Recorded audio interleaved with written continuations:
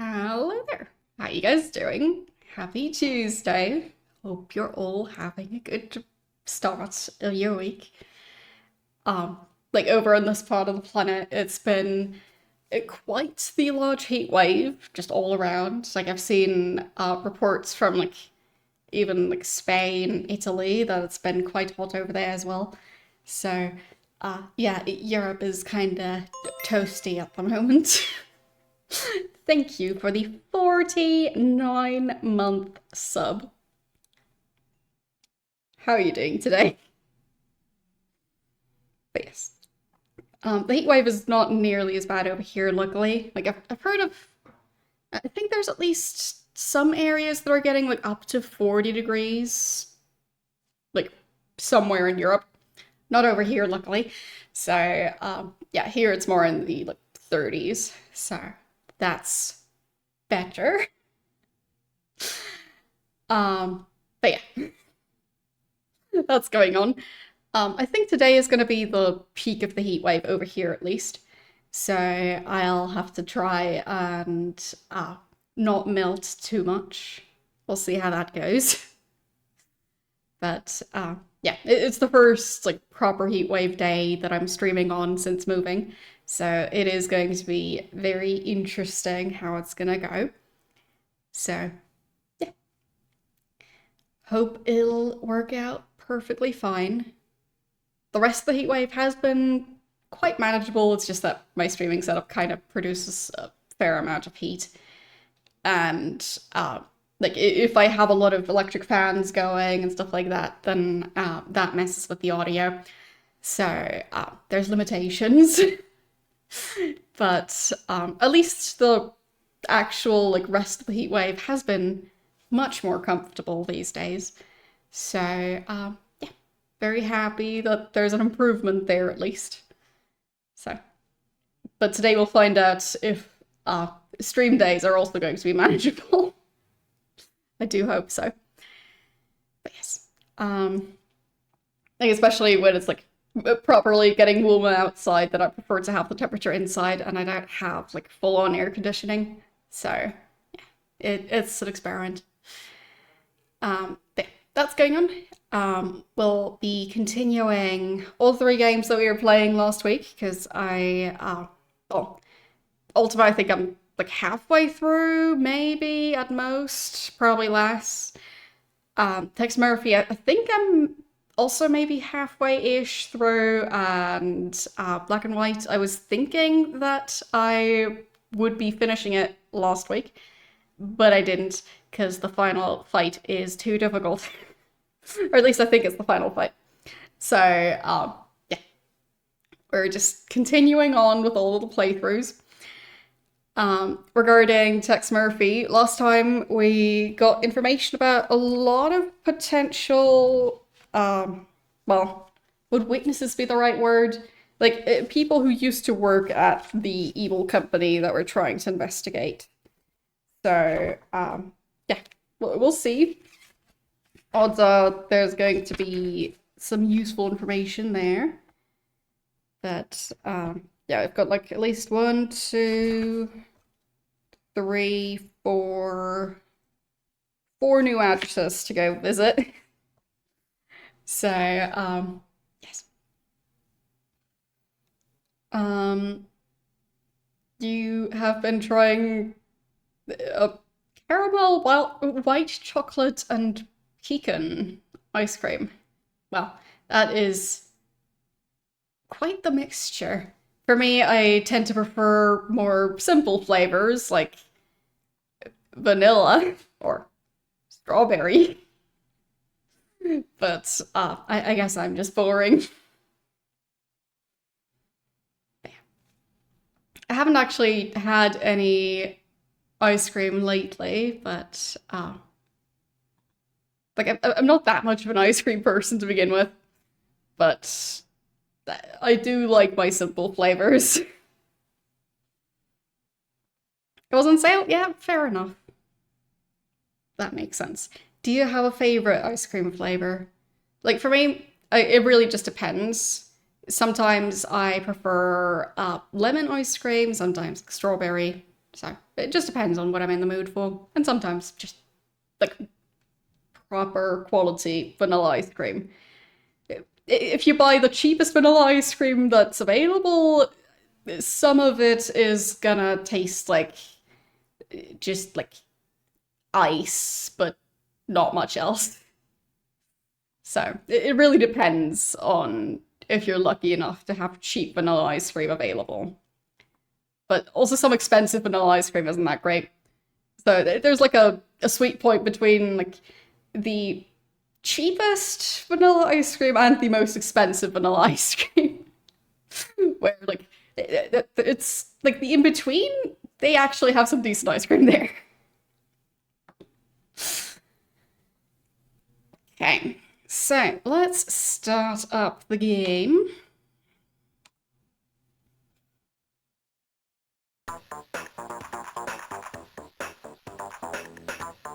Yeah, some vanilla ice cream that's made with actual vanilla isn't that good.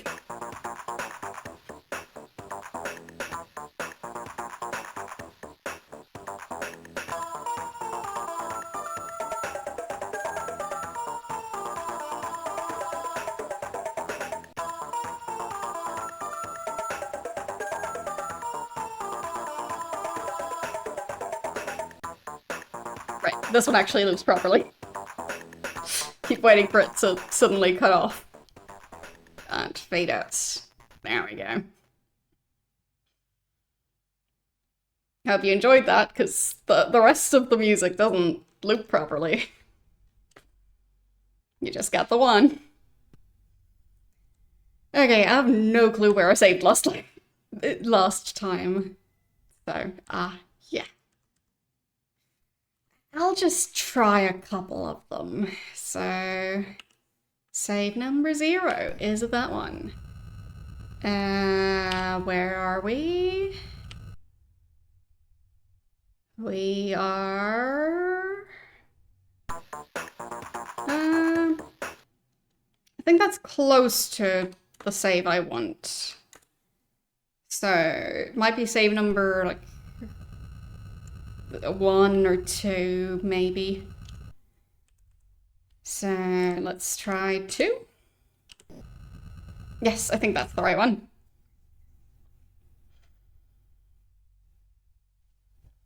Okay. So, this guy. Last time, at the end of the stream, I got shot by this guy, so I need to not do the wrong thing. So, yes. Let's see. What did I ask him last time to get the list of names? Or did I already get the list? MTC Corp. Times valuable, right. Did I already bribe him? Maybe.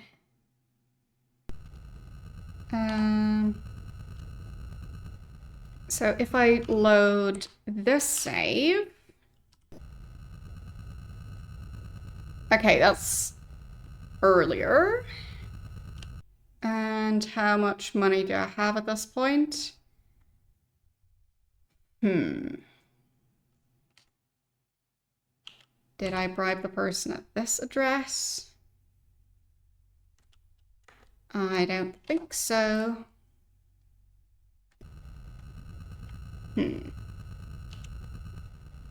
I'll just assume that I haven't bribed that guy yet.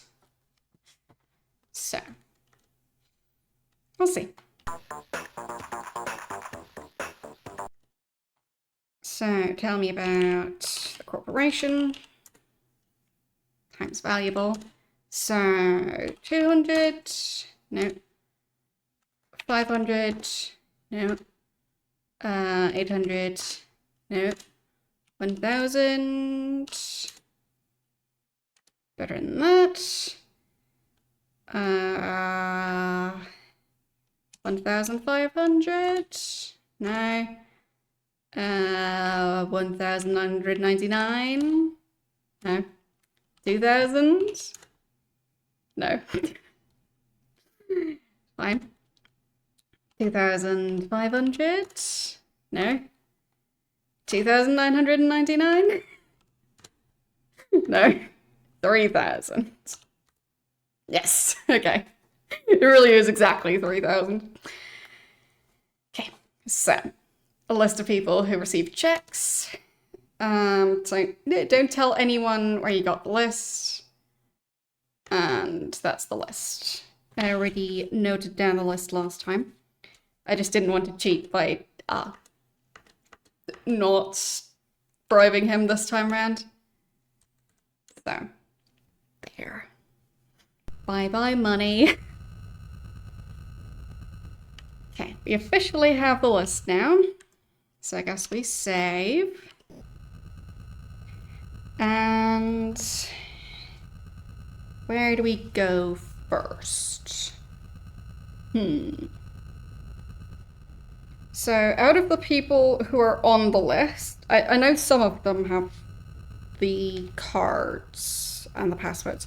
So for any of you who aren't fully aware of the plot of this game, so there's an evil corporation that hired a bunch of scientists, and the scientists were hired to develop a mind control system that works with like microchips. Anyways, as soon as the scientists are done with their work, the company uses the microchips to tie up any loose ends with the scientists. So, yeah. I got a fax from a concerned citizen. Drop this case or you're dead. It kind of looks like Herfy, but I think it's supposed to say Murphy. Well, thanks, concerned citizen. I appreciate it. I got another fax. But I just got that already. Any other fax messages? Is that it?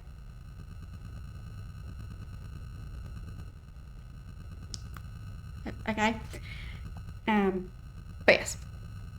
So there's, I think, 8 people who have accounts at that company, and I need their passwords and key cards or pass cards. So yeah. And I got the one from Larry Hammond.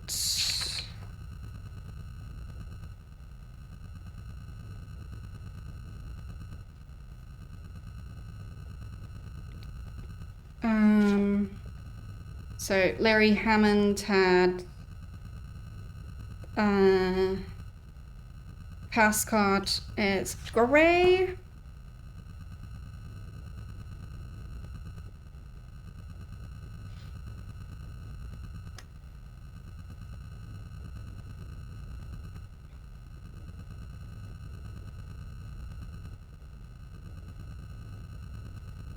So write that down.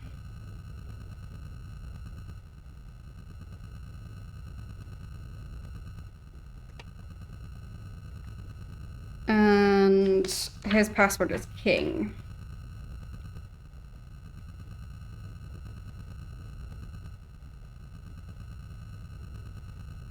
Okay. Then we had the other guy.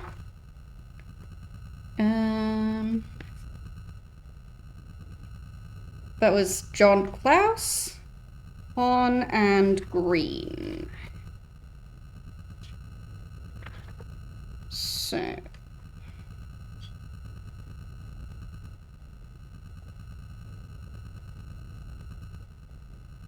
pass card Green, password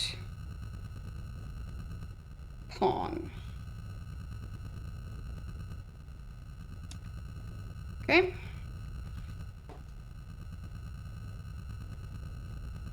And we have Cal. I know his password is checkmate. So.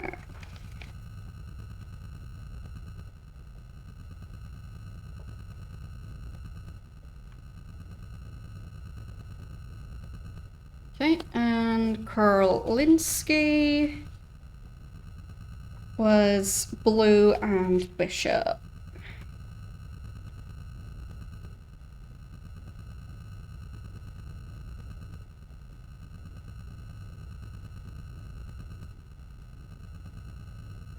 Yes, most of these are bad passwords. Like, it's even just in all caps. I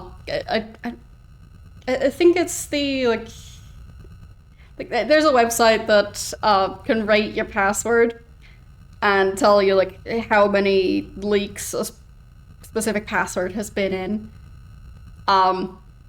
I think the high score I found for any type of password, I think it might have been 123. But yeah, I think that one had more uses than using password as your password. But if any of you can find one that's got an even higher usage rate than that one, let me know. Because, yeah, it's just silly. Like, I think that one was, like, in, like, 30 million or so range, if I remember it right. So, let's navigate somewhere else. Your flying car is in the shop. Well, I hope they manage to fix it. My flying car seems to be doing fine, even though I keep on crashing into things. So. They seem kind of indestructible. Okay, we still need Cal Davis's pass card. There's an ape guarding it. So that's not really making things easier. But yes, out of the people whose location we have, we know about Tom Griffith. I think that was the vice president, CEO, or whatever of the company. Whatever that position is called. Like the second person, yeah, vice president of MTC Corporation. So visiting that guy might be a bad idea. I mean, it might have, yes. But it is going to be tricky to type it on an international keyboard. So, there is that. If you do use it as a password, like, good luck figuring out how to do the umlaut. Because I know there's some sort of key combination, but I always forget them. But yeah, Tom Griffith, I think we shouldn't start with visiting that guy. So we've got Della, Bundespräsidentenstichel Wiederholungsverschiebung. We've got the guy whose name I can't pronounce, and we've got Brenda. I kind of want to go visit Brenda because it's just a vaguely fun name. So, that's 4577. And doesn't seem like it's too far away. So not the worst choice. Okay, and let's stop moving.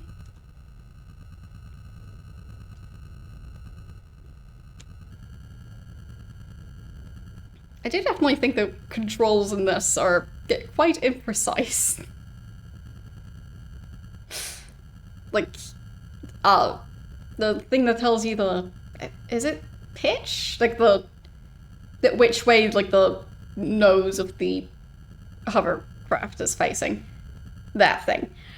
Um, it's kind of difficult to tell. Like, when it's like this, it feels like it's pointing down slightly, but I think this is supposed to be flying straight. So.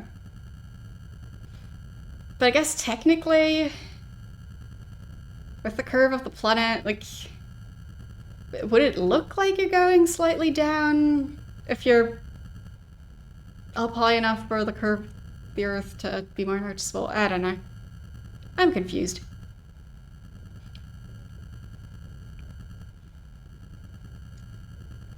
I guess different question is, how high up can this hovercraft go?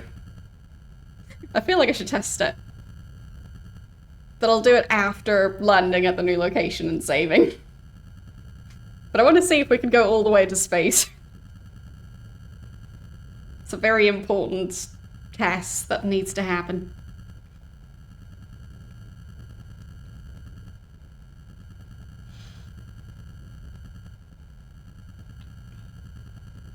Yeah, I'm not sure why the sky is red.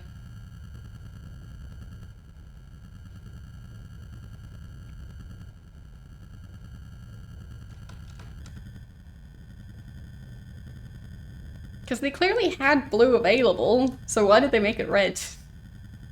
Is that a comment on like how bad the planet is doing at this point?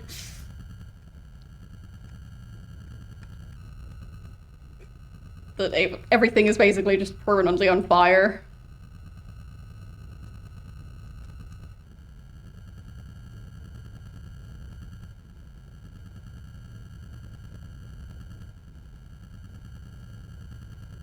Well, I guess...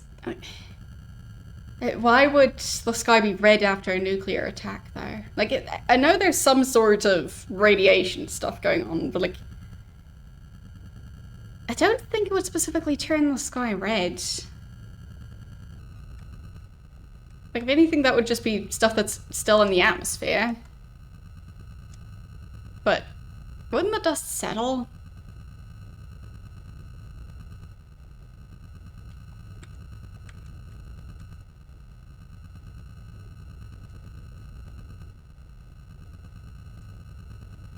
Yeah, I've seen it more with fires, that stuff like that happens. Or if there's like a lot of like sand or something in the air. So I guess it might just be like small particles that make the light reflect differently. Okay, so let's save. And time for some testing. Whee!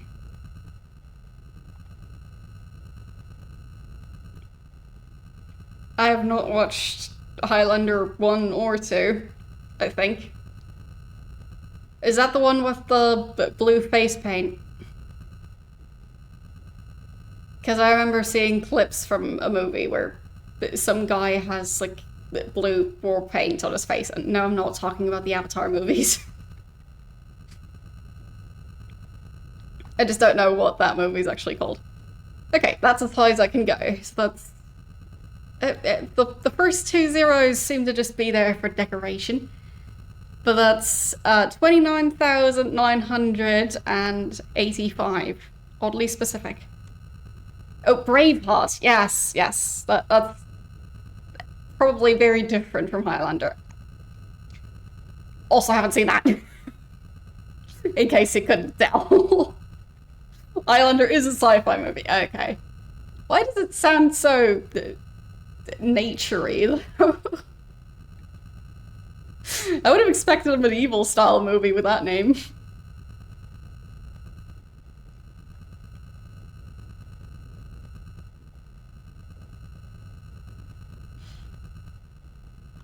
Okay, so let's enter the building. Brenda Perry. Brenda Perry's home is a small but elegant 2-story house set slightly back from the street. The lawn has just been cut, and there are fresh flowers in a pot on the porch. Brenda Perry answers the door. I ask her a few questions, but she quickly informs me that she just started at MTC about 6 weeks ago and really doesn't understand all that goes on right now. I ask her to call me if she hears of anything that is odd or peculiar. And I leave. Okay, so it's not Brenda. Brenda doesn't know anything. So, let's go visit the guy whose name I can't pronounce. There. That should be the location. And how far? Not that far away.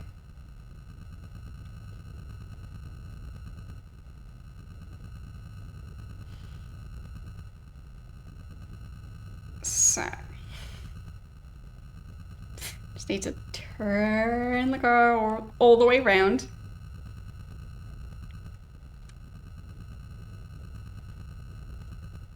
Okay. Am I going to have to fly over that mountain? I think I might. Maybe not. Hope I don't crash into the mountain again. Wouldn't be the first time. I guess it's right at the edge of the mountain. Yeah. Okay, there. Managed to slow most of the way down. And stop. Okay. I'll just overwrite that save. Should be fine. Oh. This person, I actually am able to ask more than just the one vague question if they know anything about the investigation, and then I just leave. Anyway. The guy whose name I can't pronounce's home is located in a tract housing project in Oakland. He comes to the door and I notice he is still wearing his security badge for MTC. I ask him a few questions about MTC and he gets a suspicious look on his face. They're keeping everything top secret. I know some Law and Order Party big shots from Los Angeles have been in the office on a number of occasions. No one is supposed to know where they're from, but I overheard them talking while I was doing some service on one of the computers. Wait, so there's a security badge, but if you're in, like, the more technical side of security, I don't think you'd have a badge, right? Like, I don't think you have to have a badge to make sure people have antivirus. But I guess maybe security guards also have to do a lot of paperwork. That could be. Anyways, maybe he is both an office worker and a security guard at the same time. I am intrigued. I ask a few more questions. It's obvious he distrusts what's going on. Fine. I can't actually ask him more questions. Isn't quite sure what they're involved with. I thank him for his time and leave. Okay. So for Brenda, I should note down that she's a new employee.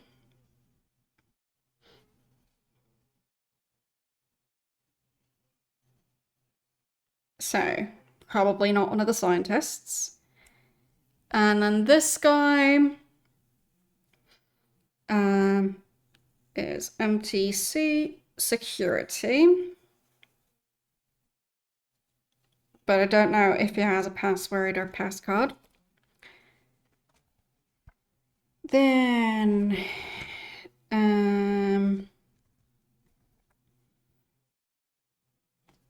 so Sandra, she was the one who was having an affair with Carl, but she is getting paid by MTC, so maybe we should pay her another visit.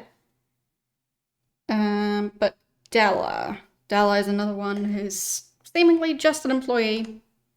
So let's go visit her. Or at least I think it's a woman's name. Sometimes difficult to know. Different cultures have very different naming conventions. So let's speed up and make sure we don't crash into any mountains. And let's go!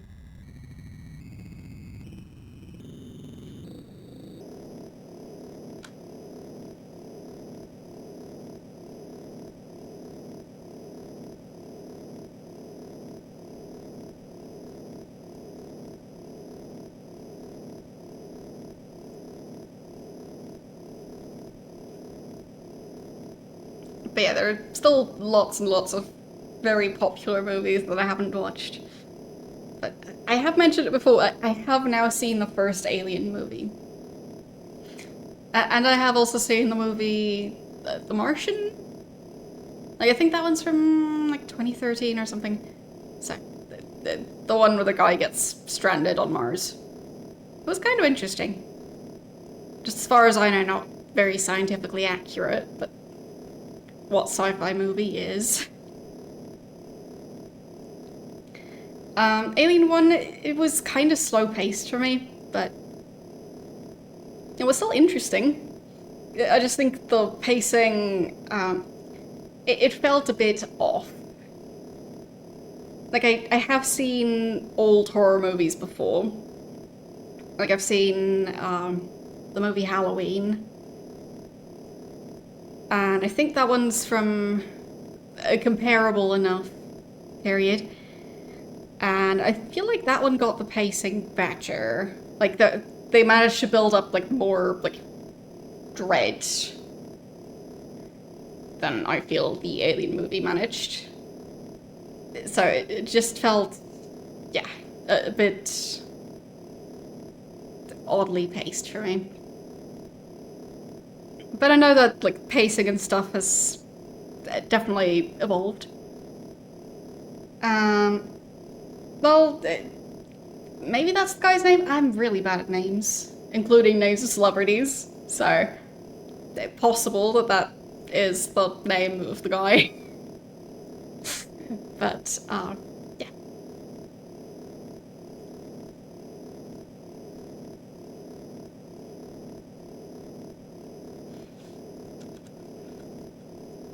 Or keep forgetting that button exists. It's gonna be a long flight. But I don't want to try and see if I can, like, fly to a different continent or something, because that would just take ages. I'm sure there are going to be restrictions. Just like with Heist, there was a restriction. But, like, it was like 29,000 something something, which I'm not sure why it would be that specifically.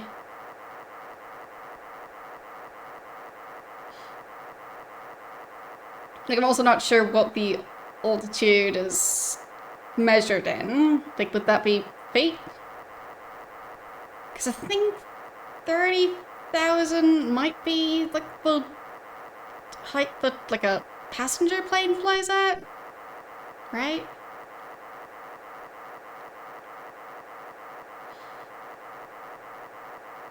So maybe that's why the hovercraft doesn't go higher than that.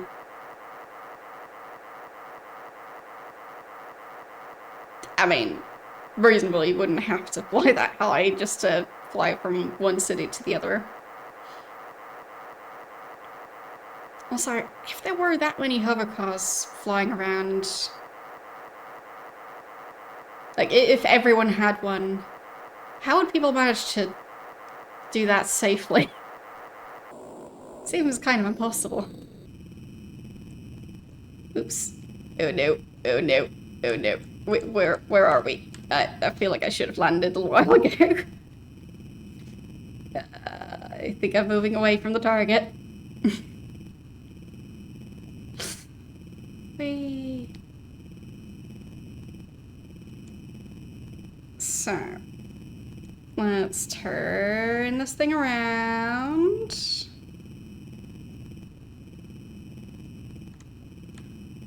And slow down. At least I didn't crash into anything this time.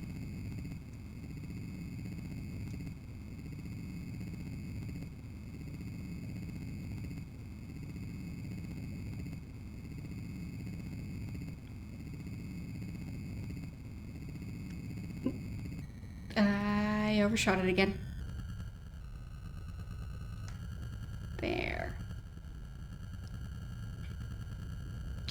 I'm bad at parking.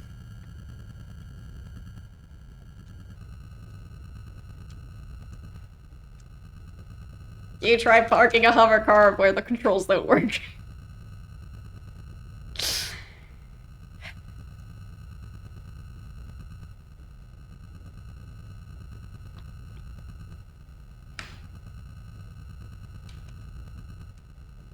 Like, I've never driven an actual car, but I do have a feeling the brake pedal isn't just a drive backwards pedal. So, because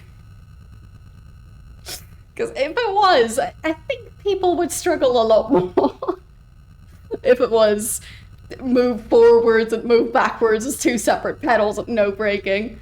You just have to balance between the two. Yeah, that would be quite bad. So let's all be glad that that isn't a thing as far as I'm aware.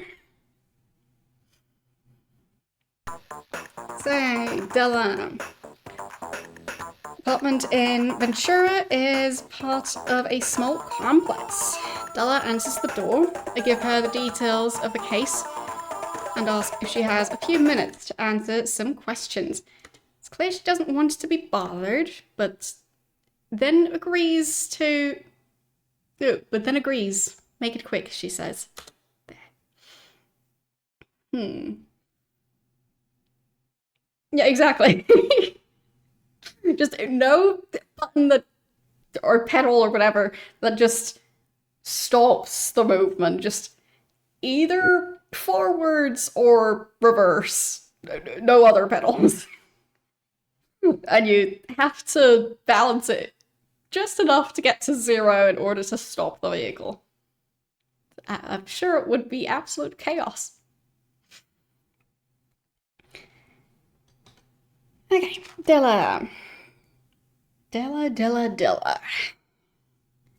What do you know about MTC?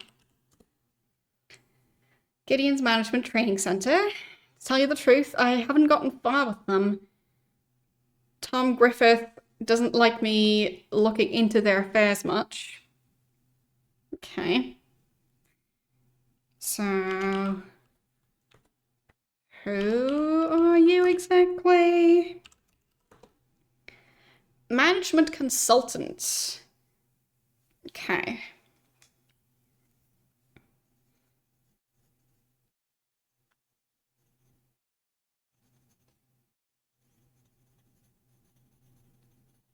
So, management consultant sounds like someone who might know more about other staff members, potentially. I guess a management consultant is someone who's a consultant for management. Oh yeah, that facial expression. I just noticed that. And I also think she's kind of styled to, like, be in a music video. Like, first thing her outfit reminds me of is the song We Built This City, like the music video for that one. I think that one's also from the 80s, or maybe, is it 70s? I don't know. But, yeah. It's an interesting hairstyle and eyeshadow combination, and then the facial expression to add on top of that. It is perfect. So, do you know about Ron Morgan? Yeah, I think it's Starship. That sounds about right. It is 80s. Is that facial expression too?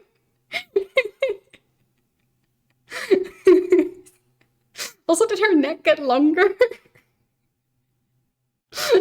I'm confused. Ron and I go out on occasion. If you're looking for him, he has a cabin near that location. 1998. Okay.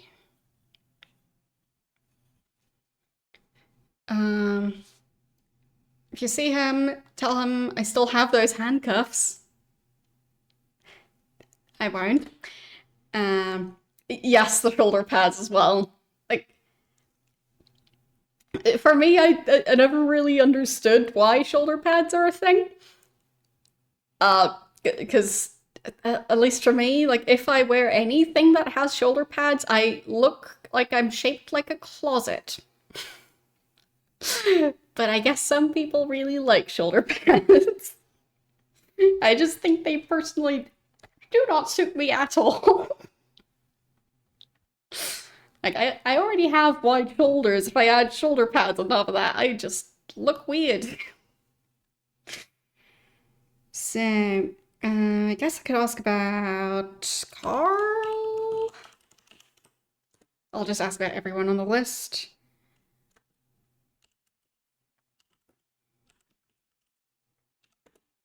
No. Brenda.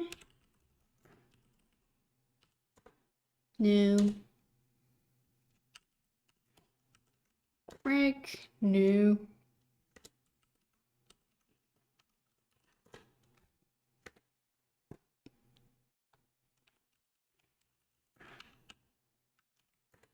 No.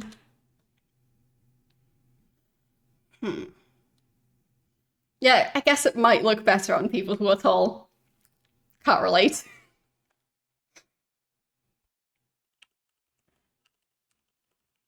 Yeah, on me they just look ridiculous. So, when I meet with him to discuss company procedures, he's always stalling about certain reports not being available. Yes, she has a very expressive face.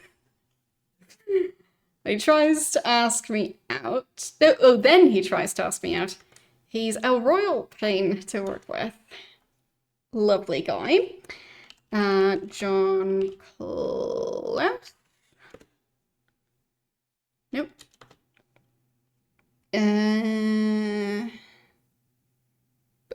Bosworth Clark? Is that the guy's actual name? And, like, I have actually had to remove shoulder pads from clothing before, because, yeah, it just looks all wrong on me. I just have built-in shoulder pads already. I don't need shoulder pads on top of shoulder pads.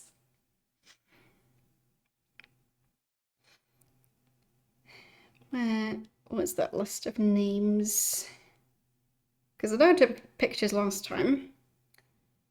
I just feel like I got that name wrong.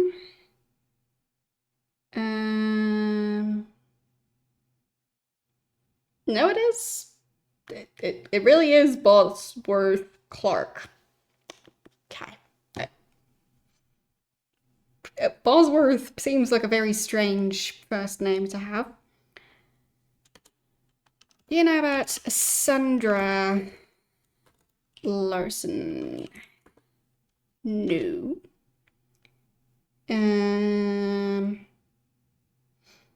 I already asked her about herself. About Sam Jones. No. And Larry Hammond. No. Okay.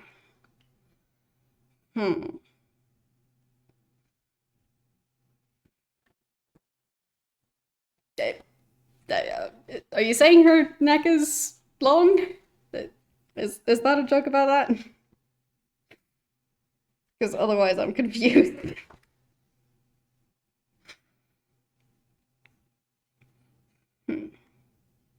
Who else could I ask about?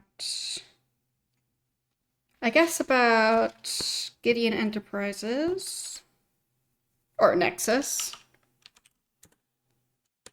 Gideon Enterprises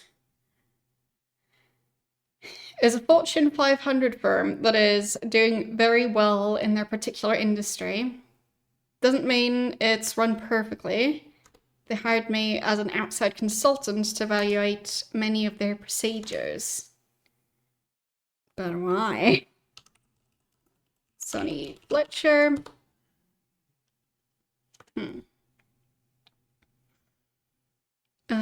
Overlord. No.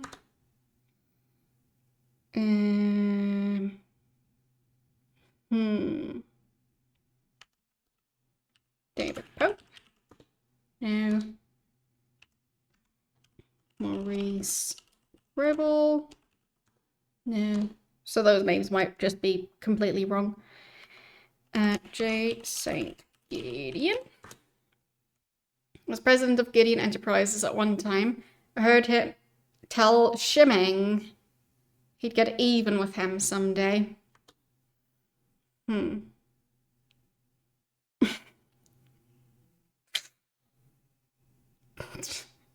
She really has a very expressive face. Anything about passwords? Passcards? Nope. At least I got one more location. That should hopefully help.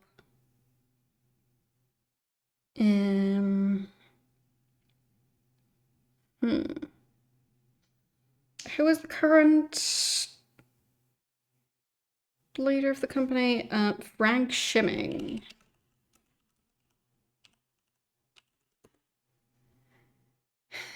He's a hard-nosed businessman. He's done an excellent job, and I share his ideals. Okay.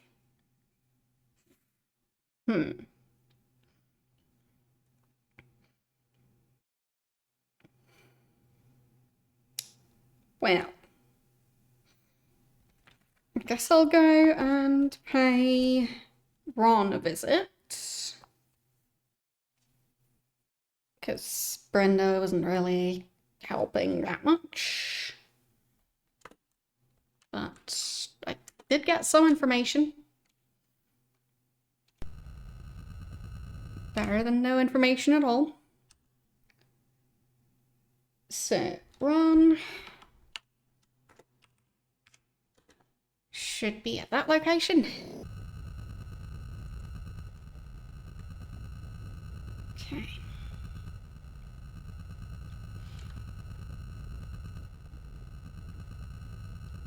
And take off, because I don't know how many mountains I'll have to fly over. Probably more than one.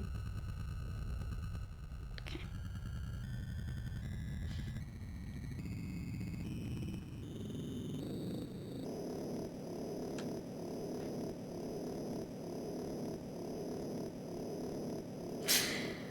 Well, I mean, to me it just seems like she is not ashamed to have a very expressive face.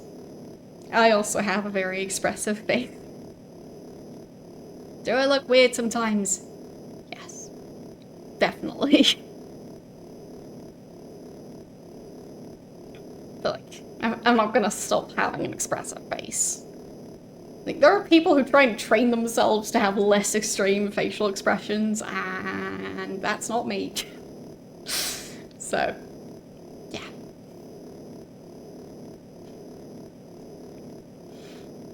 Like those people who are so worried about wrinkles that they don't want to be expressive at all. So, yeah. I look totally normal. Thanks. Well, the way I describe my face, and that's based on like screenshots of streams and stuff, I look a bit like a Muppet with my facial expressions, but that's okay. Like, people are different, and I just have extra facial expressions to make up for other people's lack of facial expressions.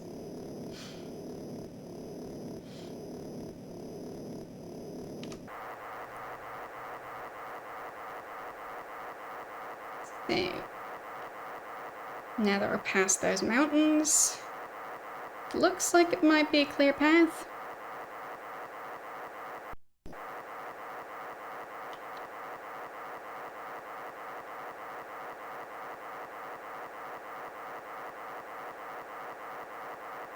Well, sounds like you haven't paused my streams at weird moments that much. Because I've seen plenty of my facial expressions. They are weird. But that's just how I am. Weird and proud of it.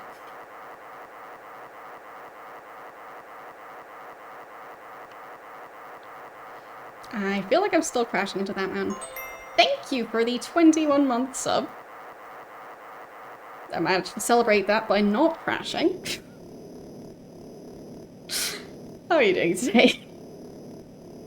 Maybe even managed to stop the vehicle on time instead of shooting past the location this time.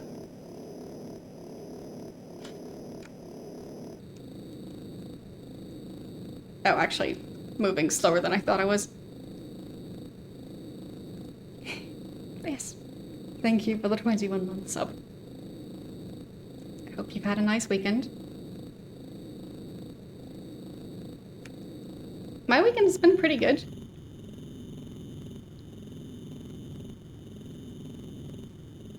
Like, I've had a nice, relaxing weekend for once, and indoor temperatures weren't getting way too high, which is nice. So, yeah. But I should drink more water. I've not been drinking enough water.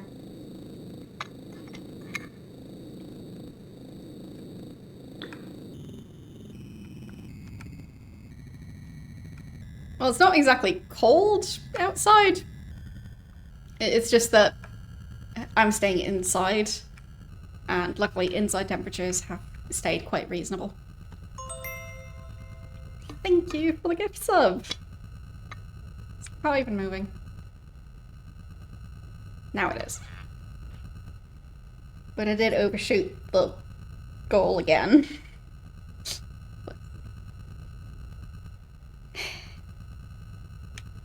Maybe a bit faster.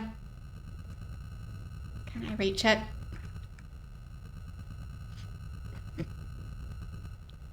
Stopping cars, very difficult.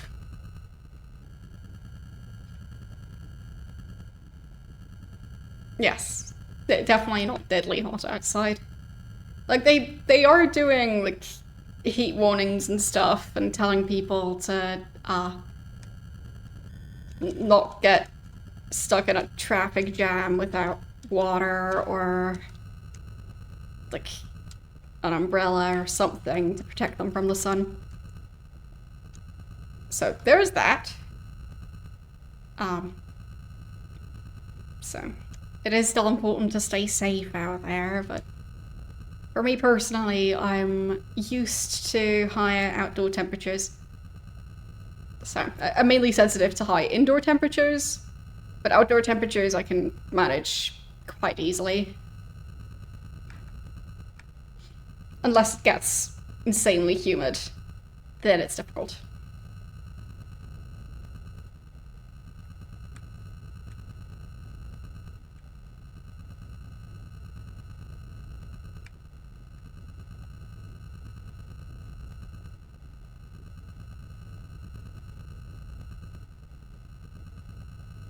There.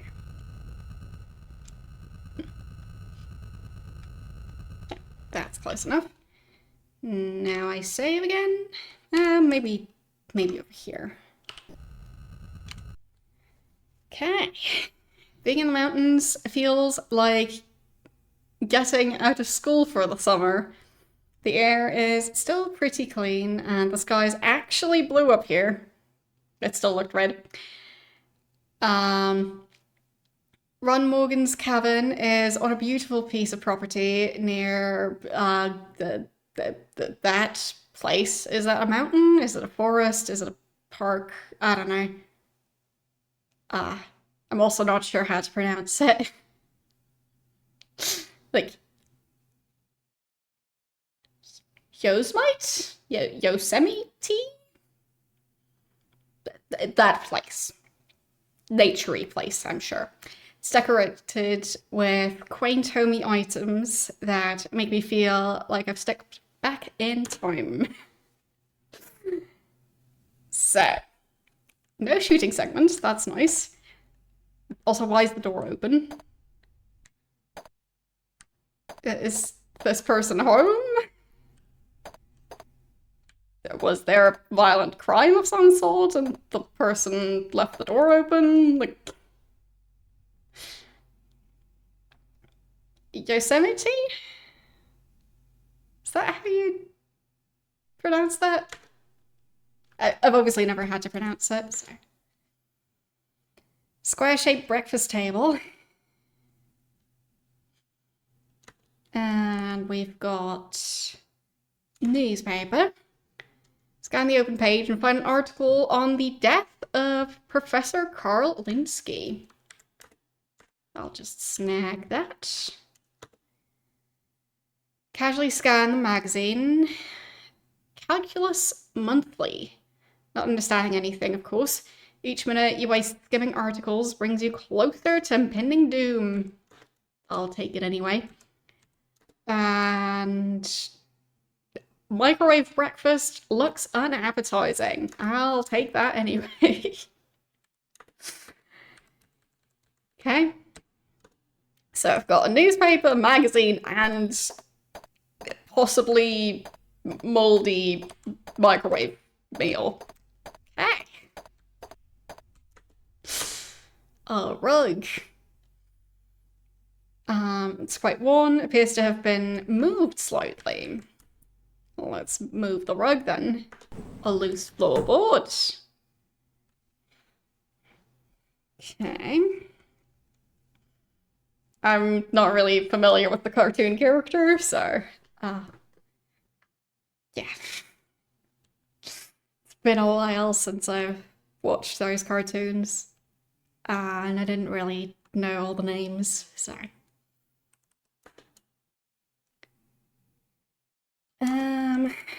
Move the floorboard.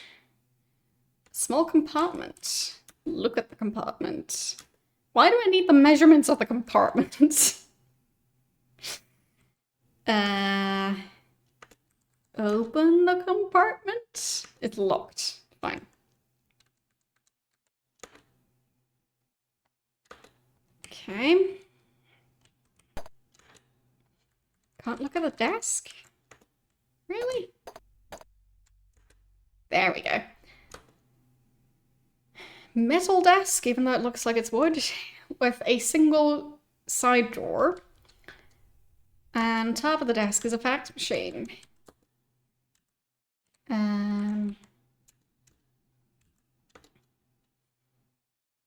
Papers. Jagged, but as if someone hurriedly tore the last message away. Interesting.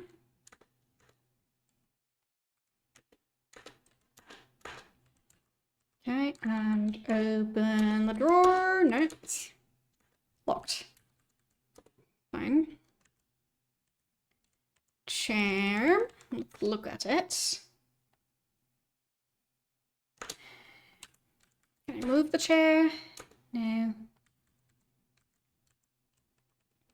Right, bookcase. Nothing out of the ordinary. Trash can. On the paper is a fax message which reads, "Dear Ronnie, last night was incredible. You're incredible. I need my nylons back. Yours always, Della." I guess I'll take that.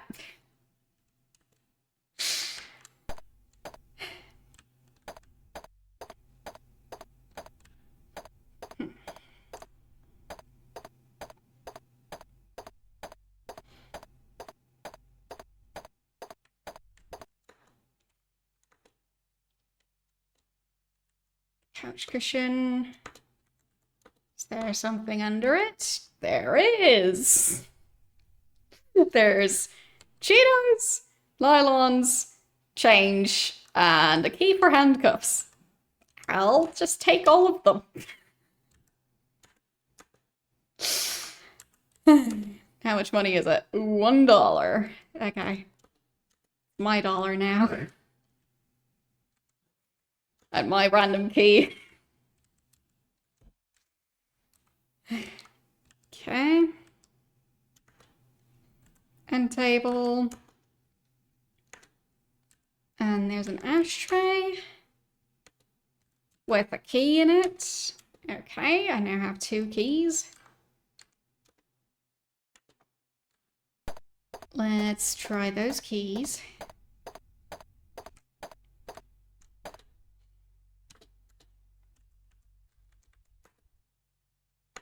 Don't have the key for that. Okay, so the desk. Nope. The desk. And open the drawer. We've got a photograph of an attractive woman in lingerie. You frantically search them all, but find none. Well, I guess I'll take it as evidence. But yeah. Payment book for a beach house. Okay, so he has a second house at 6470. All right. I guess I maybe want to take that. There.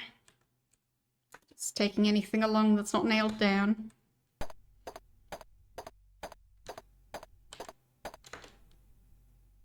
TV and a wall switch. Oh, there's a panel. Can I open it? There's a key. Okay. And let's look at the switch. Switch for a ceiling fan. Lovely. It's a very loud ceiling fan. But it seems nobody hid any cheese on the ceiling fan. Another wall switch. For the fireplace. Yeah, that definitely sounds like fire. Diploma from Stanford. Can I steal his diploma? No. The moose head. Big ugly moose head stares back at you. Appears to be a latch under his chin. And there was cash. $100. I'll just take, wait, 500. However much it was, it's mine now. And fireplace has some wadded paper that for some reason wasn't burning. And a gas log. Not sure what that is. Okay. And the chair. Nothing going on with that. Okay. So, have that key. Time to use that key.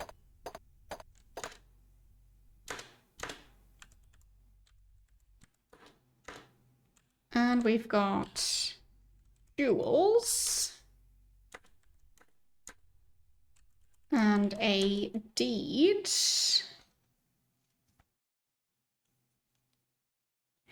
For 1710.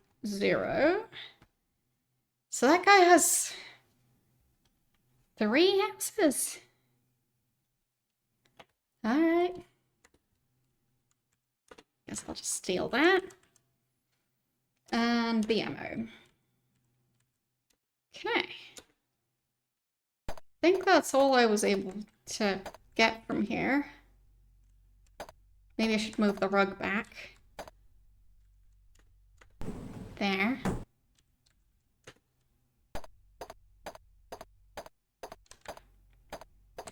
Good enough.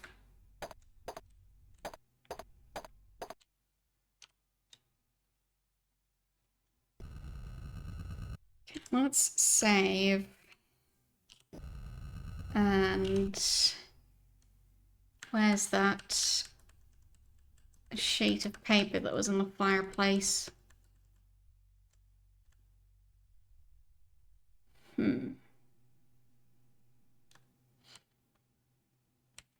Guess I'll just check different pieces of paper that I have.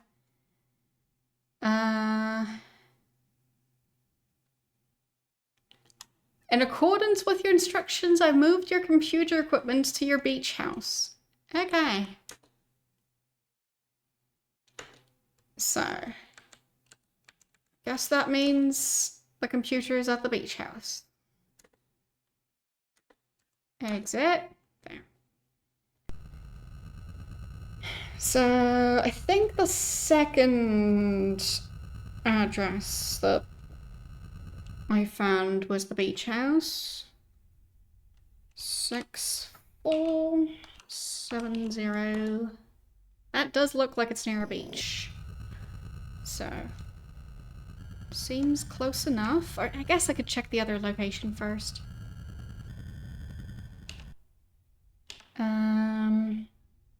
That was 1710.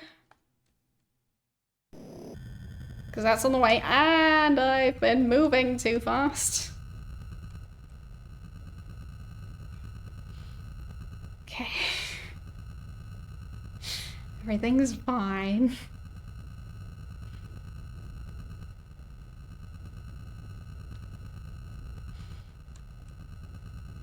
There.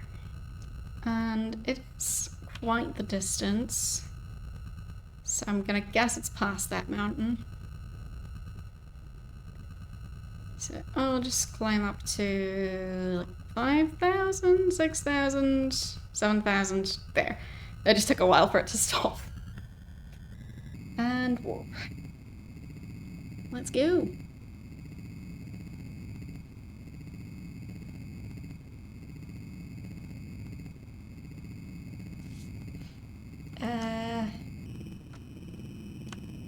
Not sure I'm flying high enough. Yeesh. I don't think I am. I crashed. Whoopsies. That's a tall mountain.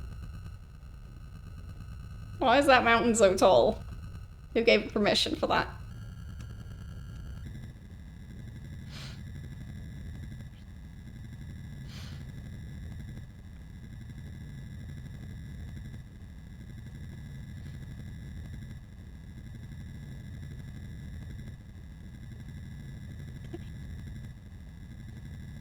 Like, maybe if the mountains are modeled after the locations of real mountains, maybe that's just a really tall mountain.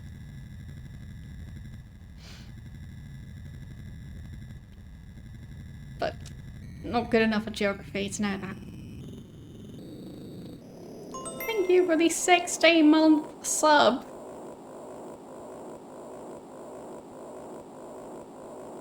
Didn't that happen last week? I'm getting confused. Regardless. Yeah, exactly. I thought we did. Maybe Twitch is being silly. Thanks for the 60-month sub anyway.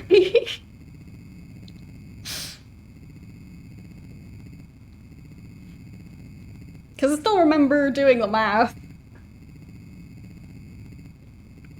Yeah, true. Might be that.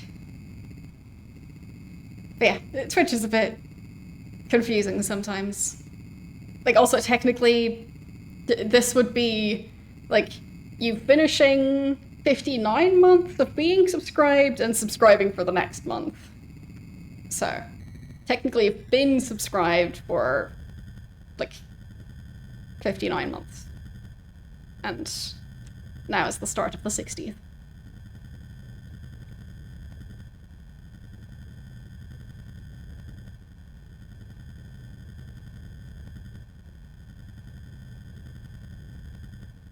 There. Let's land.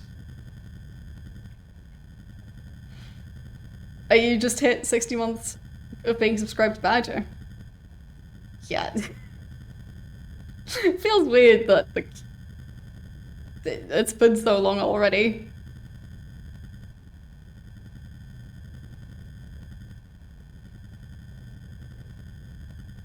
I'm not sure when Badger's stream anniversary is. But I'm guessing it's gonna be 6 years this year? Don't know.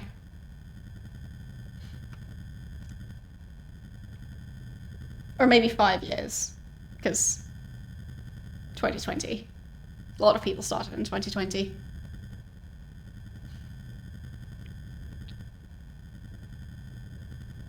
So, around there. Also in August, okay. So did Badger start in 2019 then?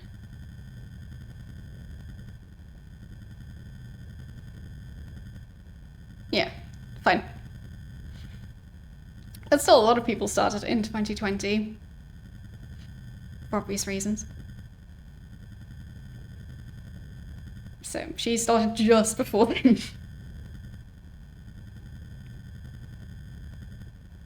Like 2019 was when I started streaming retro games specifically, but not when I started streaming.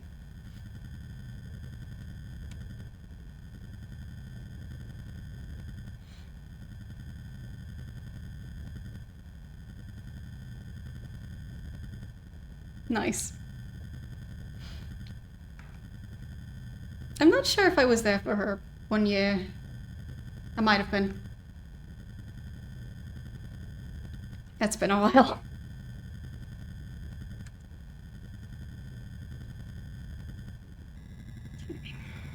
There, now I'm heading the right way and still need to move closer towards it.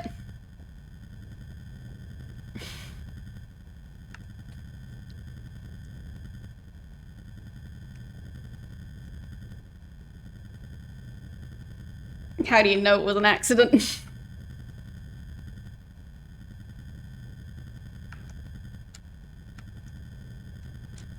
Come on!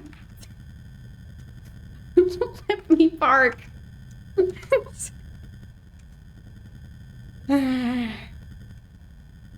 Why is it all working? Okay, I managed to park.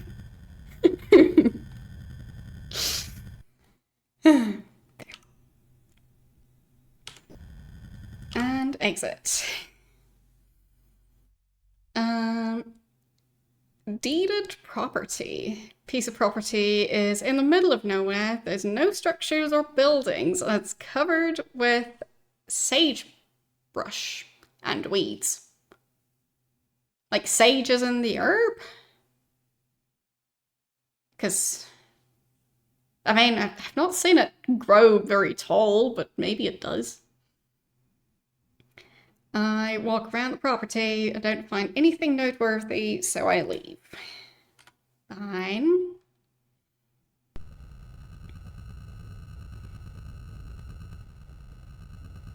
Not related to sage, the herb? Okay.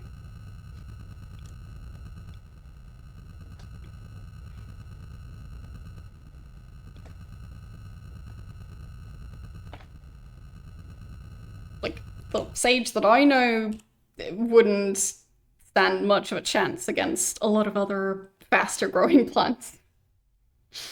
But maybe in the right climate it can grow really big, I don't know.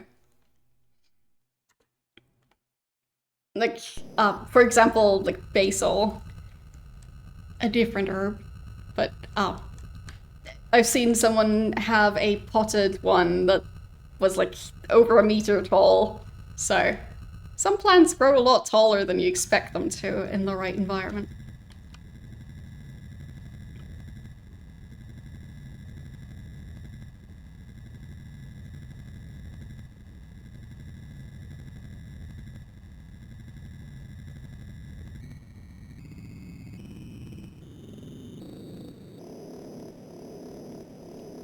Let's go. And there's also plenty of plants that are considered to be annual plants over here, as in like they only live for one season, as in like 1 year. But they are just not able to handle winters where temperatures go below freezing. So they would actually be plants that would last longer. Because there are plants that genuinely only last 1 year. Or like a few months.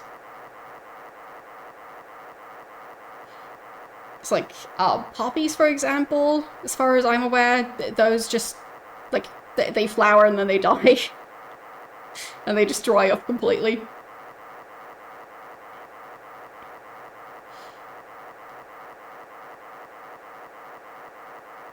And that's way before winter. So.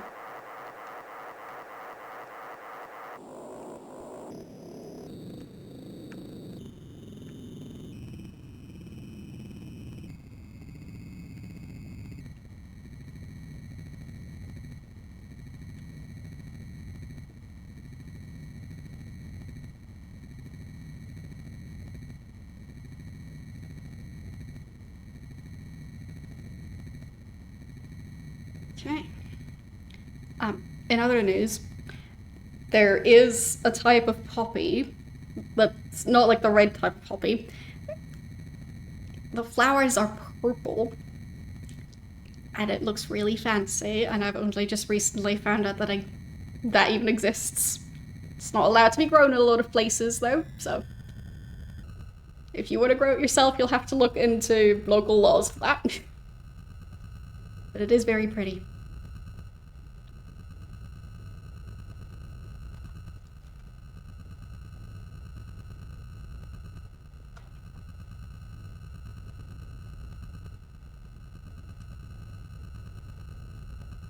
Yeah, I've also seen ones that are like orange. So there's a surprising number of different colors that are naturally occurring from what I'm aware.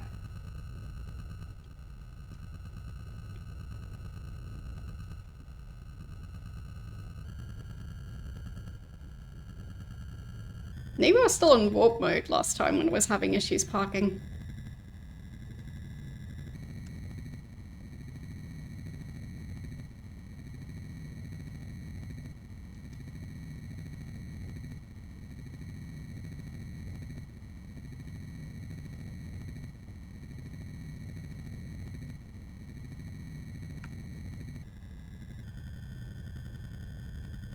Yeah, it's just always fun to find out about, like, unexpected plants that exist that I've just never seen before.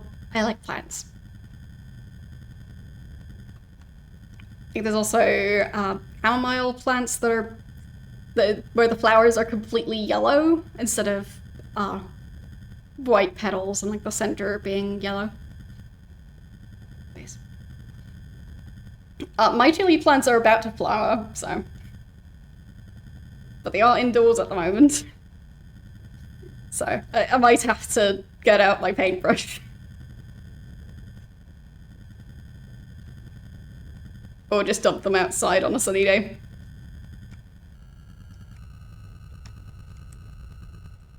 Oh no, still flying. Okay.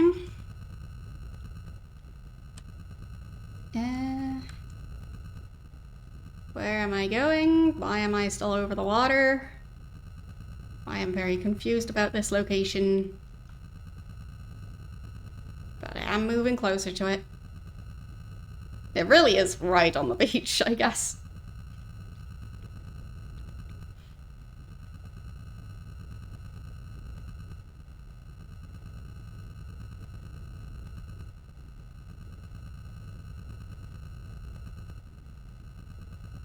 Slowly.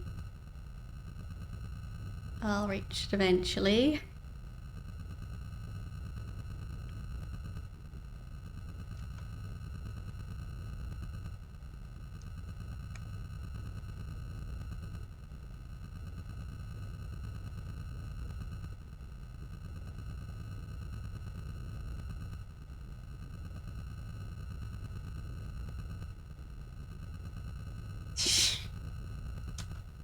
Either I'm traveling way too slow or way too fast. There's no in between. Skills. So, there. Now I should be aiming at the correct house. And I slowly try and slow down so I don't crash into it. No, I'm moving backwards. And now I stopped.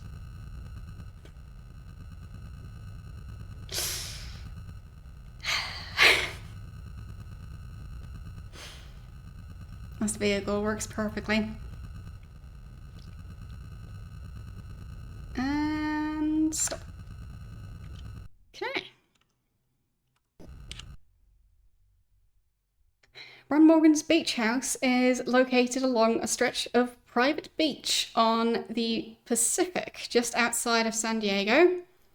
The hot, dry Santa Ana winds lash out across the back porch. Outside, the pounding surf is deafening.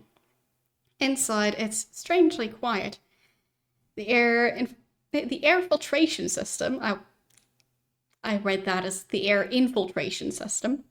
Anyway, the air filtration system has not been turned on for a while. The room smells of stale cigarette smoke and spilled whiskey. When I enter the room, the door shuts behind me, setting off the security alarm. I have 5 minutes to turn it off before the cops get here. How unexpected. That lamp! That is quite the lamp. Is the switch going to be in the fish tank? I really expect it to be in the fish tank.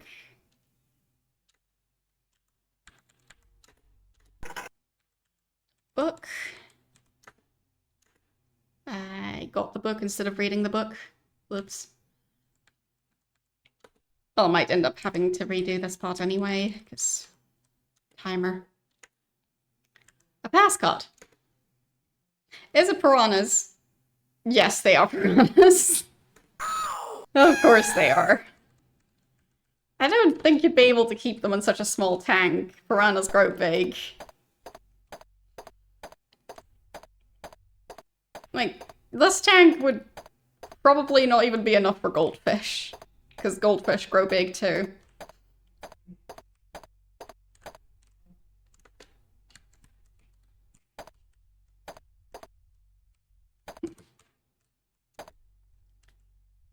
Okay, bookcase, chess book. Open the book. There's a memo.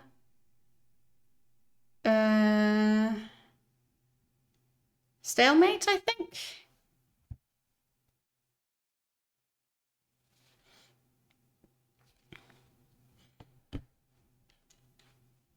Yeah, I think that's stalemate.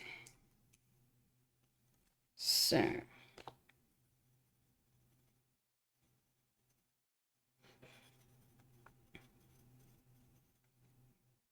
Password. Stalemate. Yeah, exactly. They are just carp.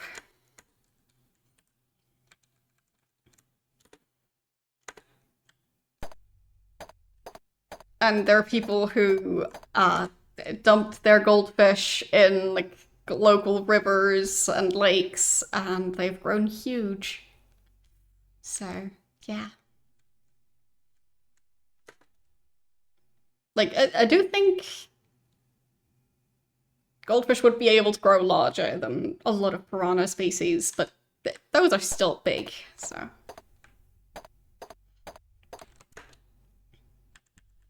Console. Switches.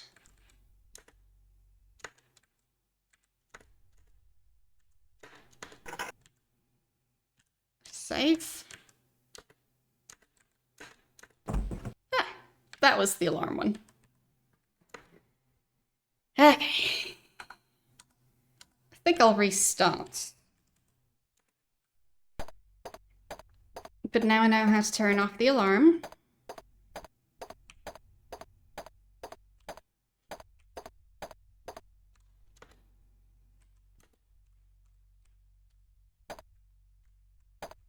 Can I not leave? There. And load.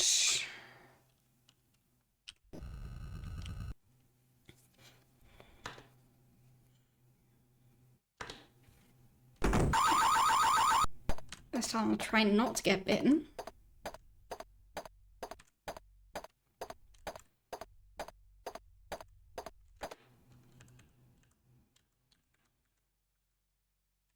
And look at the couch table, look at the console.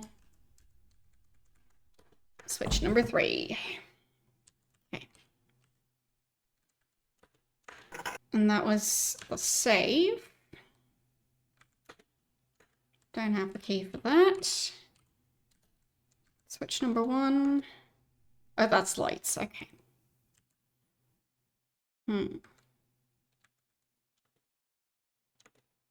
Yeah, I don't think I've had it either. I haven't really tried that many different types of fish yet. But I have tried a couple.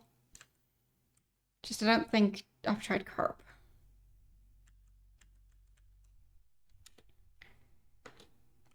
Nice lamp. And write the chess book with the memo. Yeah. I'll just take the memo. And I think there was a book on the desk, right?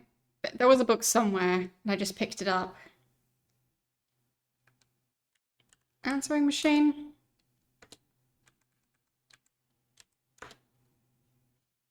This is Della. Call me. This is Della. Call me. Oh. Actual voice acting.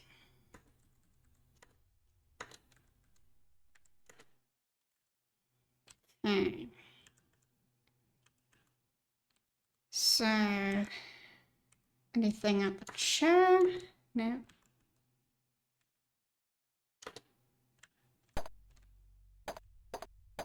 Right, I think there was something in the base of the fish tank.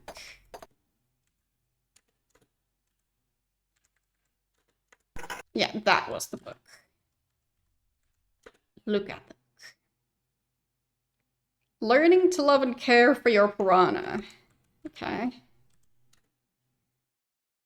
Right, the piranha make lousy companions and are untrustworthy babysitters for children and small pets. Good to know. Look at the fish tank. Look at the pass card. Doesn't say what color it is.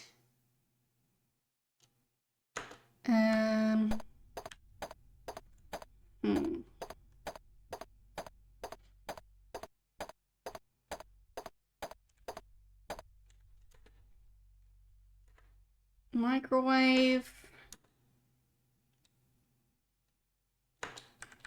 Can I open it? Nothing in there. It's broken.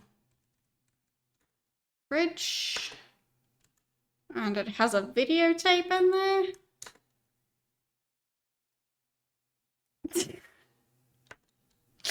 Sure, let's get that. And freezer. Some ice cubes. Guess I'll take those. Nope, they'll just melt. Fine. Can I at least close the freezer? Nope.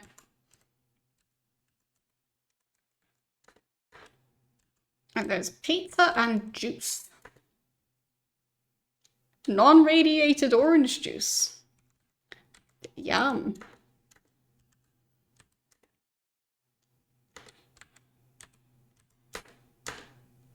Okay.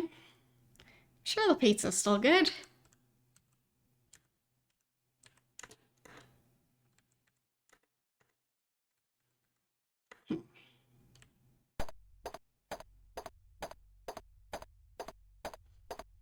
Because this is after some sort of big nuclear war.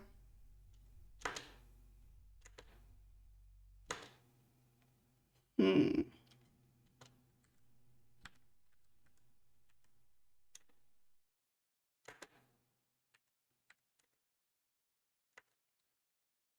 Open the fish tank.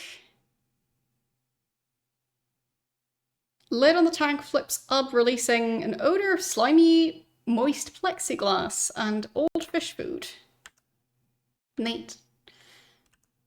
Turn off the filter or something? No. Or the lights, at least. Taste the fish tank. I don't think I can give them the food. Yeah. Piranhas don't want pizza. Silly piranhas. I mean, who doesn't want pizza? I did just taste the couch. It's fine.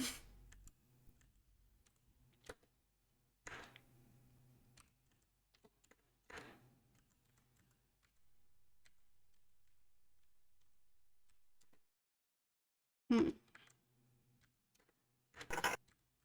Some money.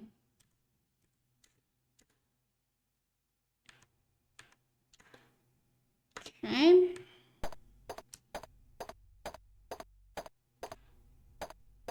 Anything else going on with the couch?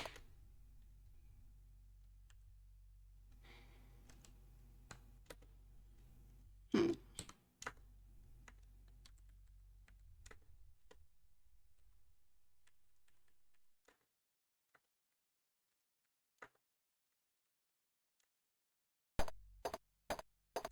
Anything over here? Mutated palm tree.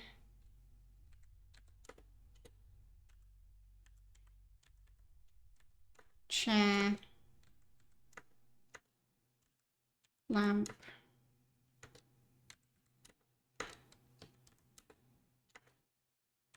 Hmm.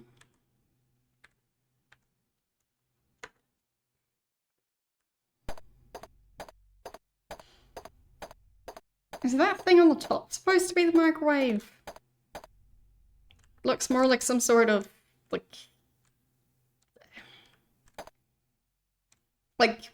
a thing with like a bunch of status type lights. Like, I don't know, like someone who's monitoring the train system or something would have something like that.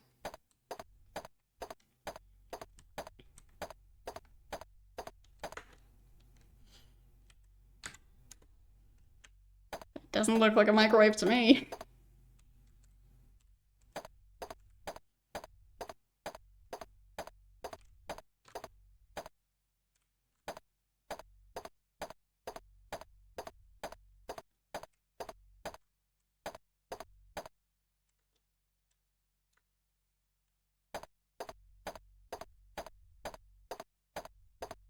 I mean, I got money at least.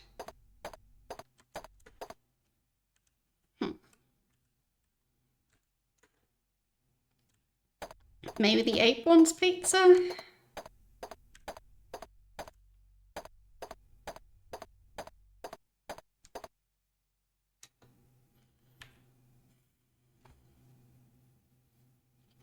I do wonder what happened to this guy.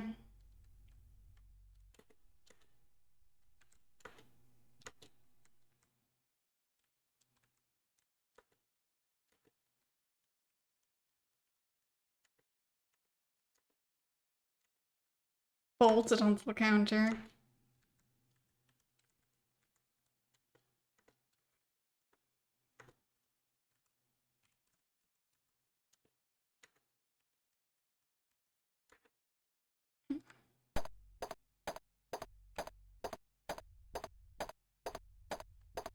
I hope taking the ice cubes wasn't a bad thing, but it might have been. I don't know. Maybe I'll need them later. And I got my hand chewed off again. I'll redo it one last time. Don't want to soft lock myself.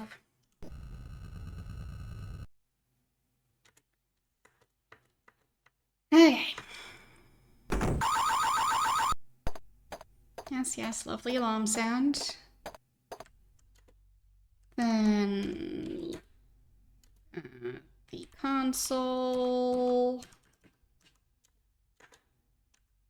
And then switch 3. Right. And then open the safe. No, it's locked. So I did manage to find the key somewhere.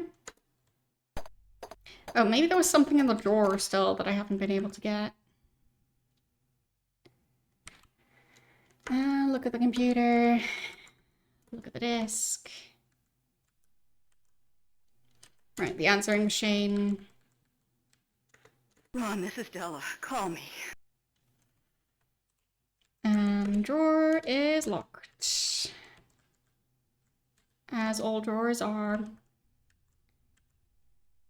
And the lamp. Nothing useful. Chess book. Which has the memo in it. I'll get the memo.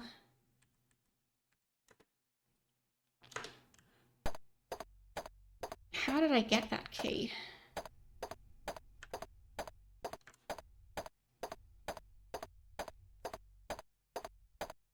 The one for the safe.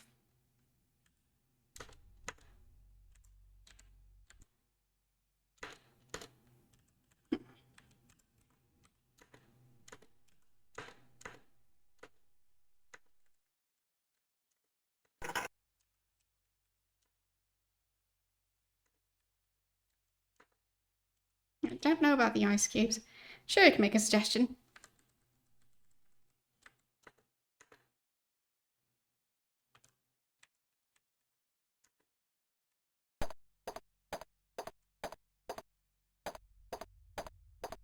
Where did I get that key?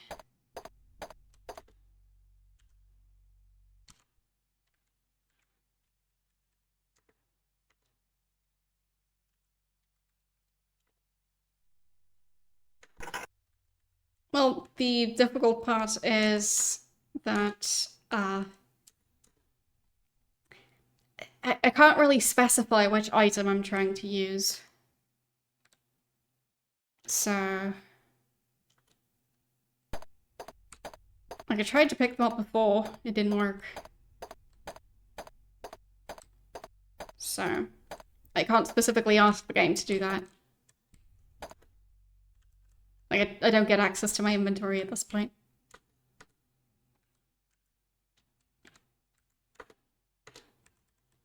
How did I manage to open that safe before?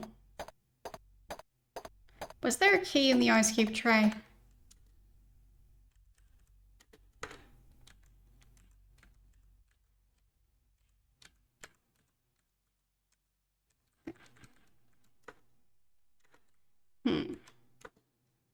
Maybe there was a key in the ice cube tray.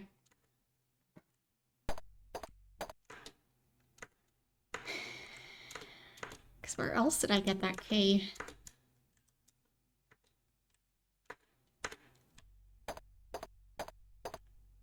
Maybe I just didn't read properly.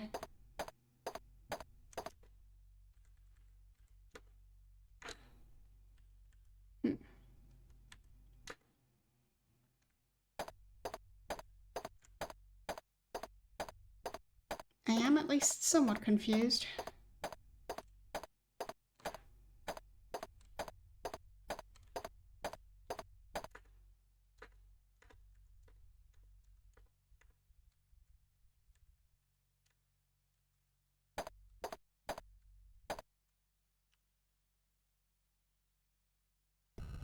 Okay, I'll save. And then enter the building again, which will turn on the alarm system again. Yes, yes. And then console.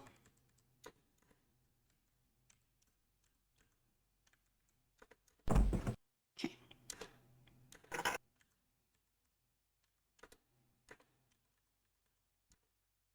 Right, I did get stuff out of the fridge last time. And the freezer.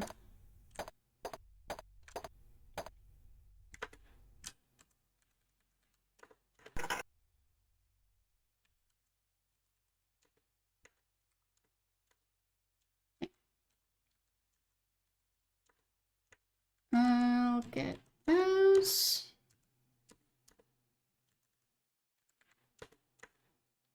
The ice cubes are still in the freezer. Can I now suddenly unlock the safe?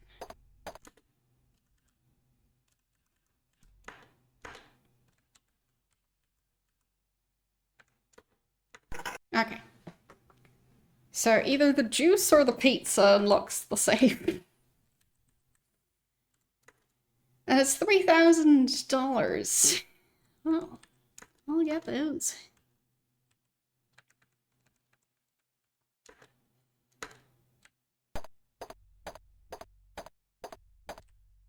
But I don't think I have the key to that drawer now.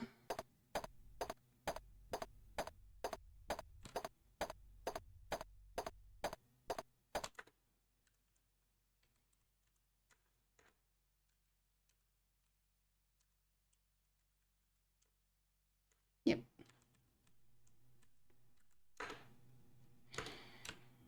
Okay. So I'll save my progress again. And then we'll see if I can do anything about the fish tank.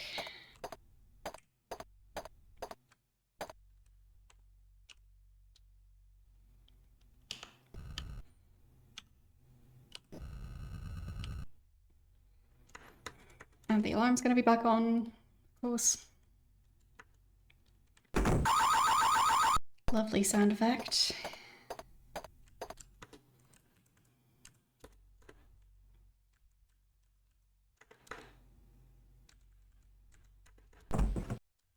Okay. So.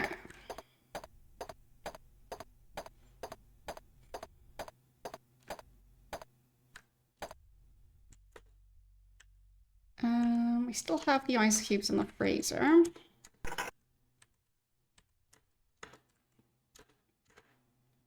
Moving the tray of ice cubes didn't do anything. Like the tray of ice cubes. They're cold and it hurts your teeth. You should see a dentist more often. Just take the ice cubes. There. And then I try and interact with the fish tank.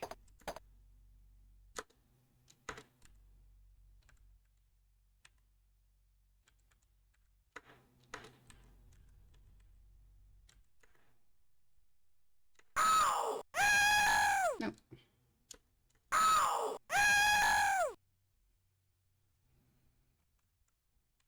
Kind of feels like the ow and the scream after are two different people. Taste the passcode. No. Do it again. Fine. There you go.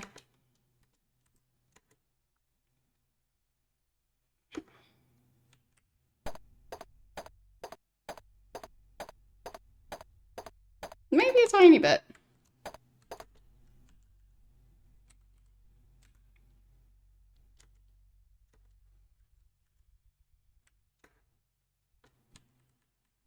Still don't have the key. What the sound again? Fine.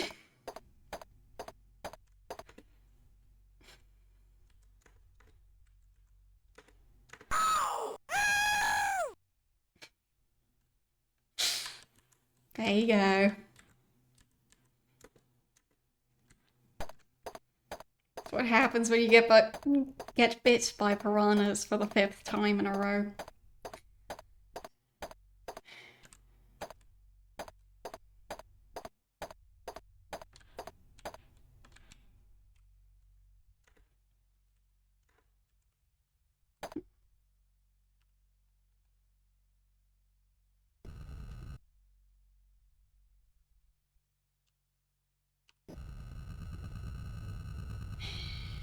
Is there anything else I can do at this location? Like, I have a lot of stuff now. So, like, maybe I can give the pizza to the ape. I don't know. Still have pizza, right? Yes. Pizza and juice.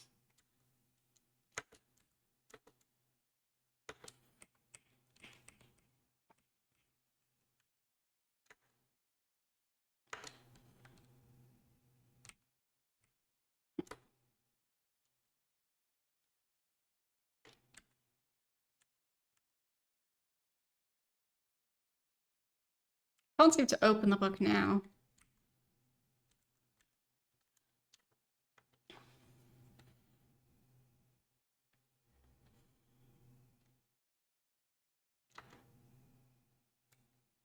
Was I supposed to open that book when I first found it? And I just picked it up instead. I wonder.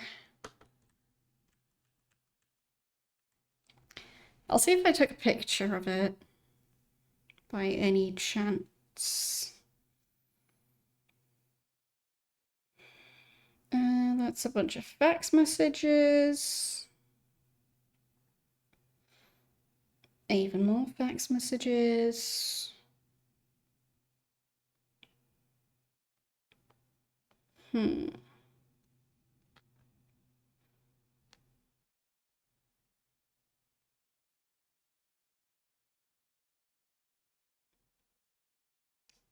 Yeah, I don't think I have a picture of that book, if I ever read it. Hmm.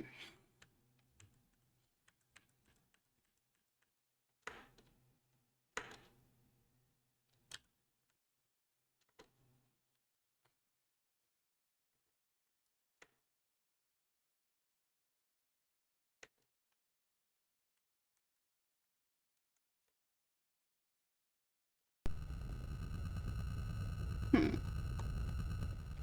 Where do I go next?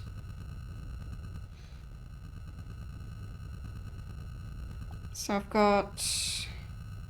Well, I know of 1, 2, 3,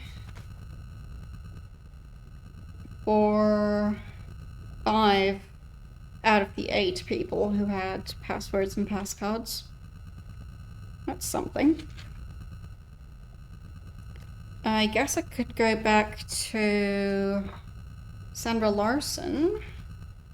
And I can finally go and visit Tom Griffith. So let's do Sandra first.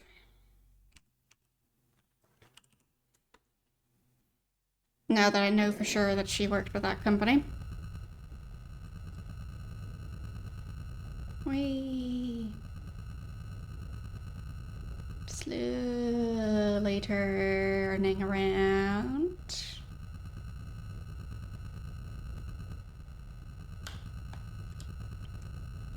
There. And off into the sky we go.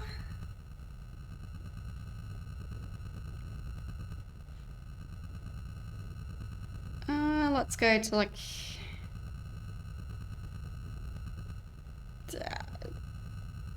20,000. It's a long journey. I don't know how many tall mountains there are. So, there. And full speed ahead.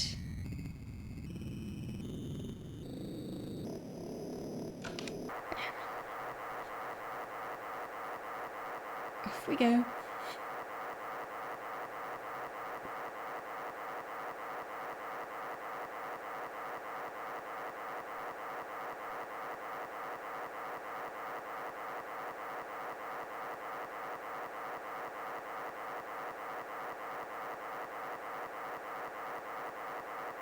Gonna be a very long flight. Should have added more boosters onto this hover car. Oh well.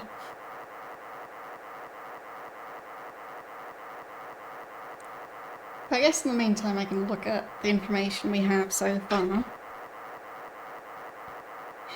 So we know that Curl had password and passcard. Ron Morgan had that.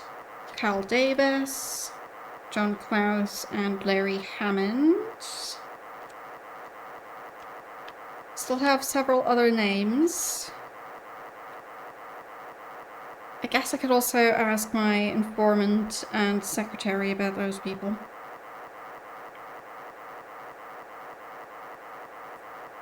Might get some interesting information. And I've got 6,000 in cash now. That's pretty good.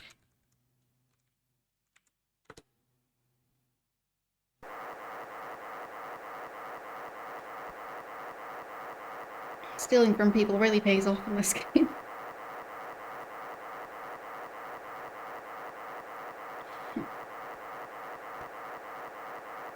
I'm still not sure what Sandra's role at the company was. And I know Tom Griffith is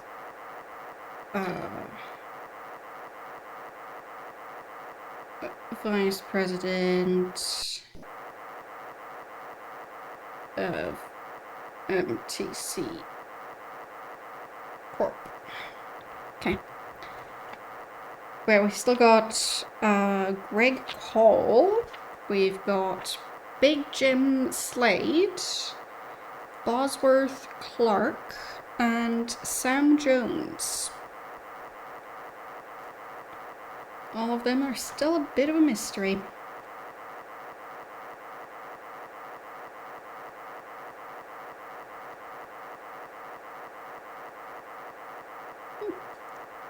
I'll be there soon.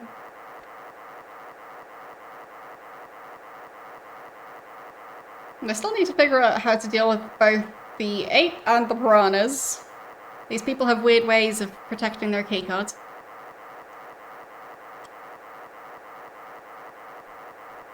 It's like they have those animals just for them to guard their keycard and nothing else. But I guess some people just have guard dogs for the sake of them being guard dogs. No other reason at all. So.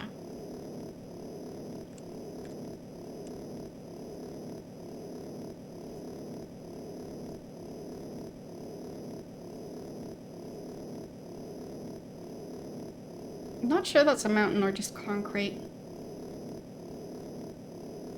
But it does look pretty low, whatever it is. Yeah, I think it's just concrete. So we can land.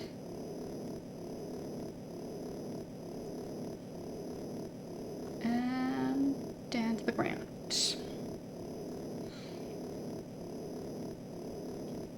But I wonder if Sandra will have anything else to say. Because why was she being paid by MTC? Like, did Carl know that she was technically a co-worker? Why did nobody mention that she worked at the same company? Like, she did have some knowledge about the company, but not as much as I would have expected. At least, she didn't really tell me much yet. Maybe she will now.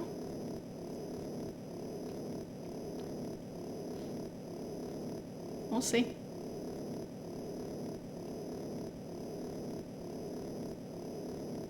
Or maybe she'll know something about the other employees, which could also be useful.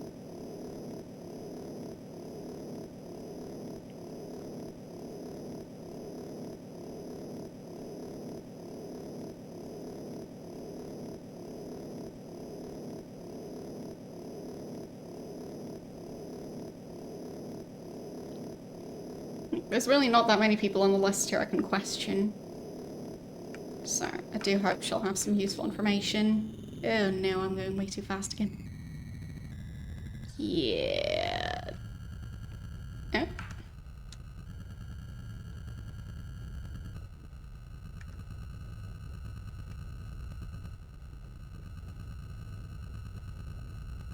Yeah, went a bit too far.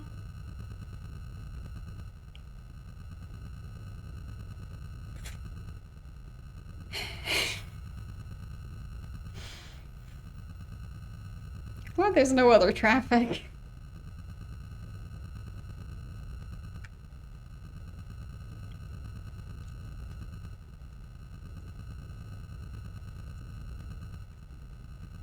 Just imagine the chaos.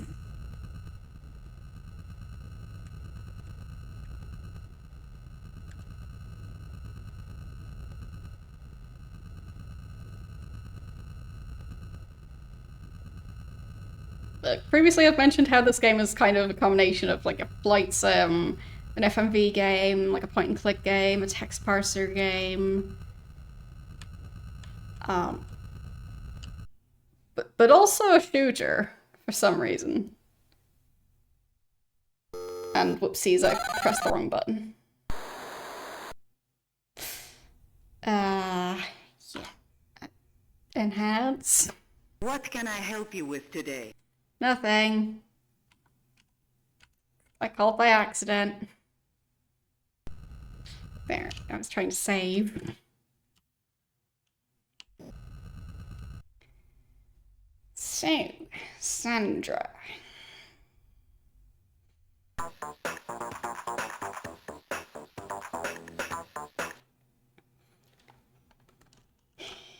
Do you know anything about Greg Cole?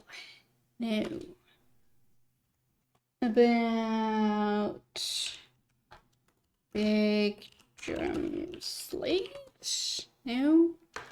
About Bosworth Clark? Did I spell that right?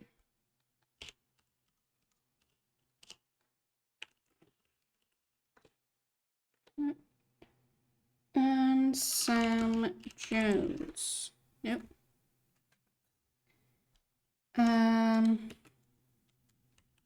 More about MTC. Supposed to be a management training center for employees of Gideon. I suspect small church than that. Hired a number of top scientists. Have I asked her about herself?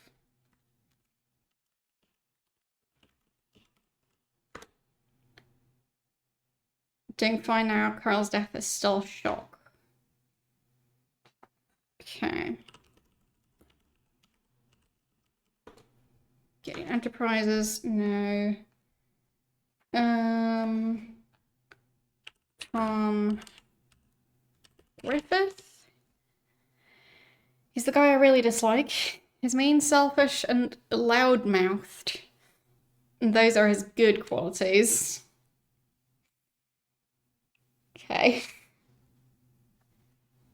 What about the employees who's... the ones where I already know that they have password and passcard. Mary Hammond. No.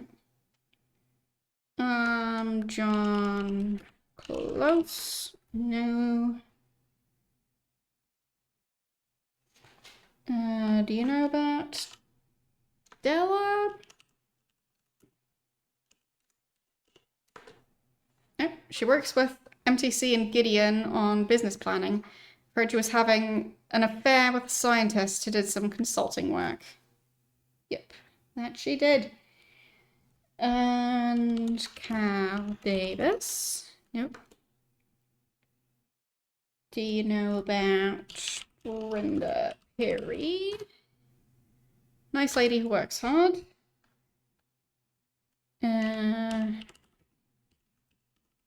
That person. He and I both think there's something strange going on at MTC. I know Carl was working with MTC. Never said what the project was. And guy whose name I can't pronounce saw a number of Law and Order radicals going in to meet with Tom Griffith. Right. Do you know about Ron Morgan? Nope. And she does know about Carl State, of course. Started dating about 2 months ago. Insurance. Yep.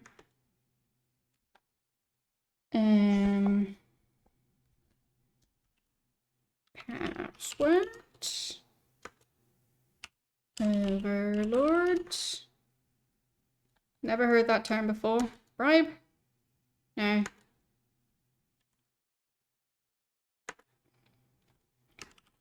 Access? No. She definitely heard of Overlord before. Sonny Fletcher. No.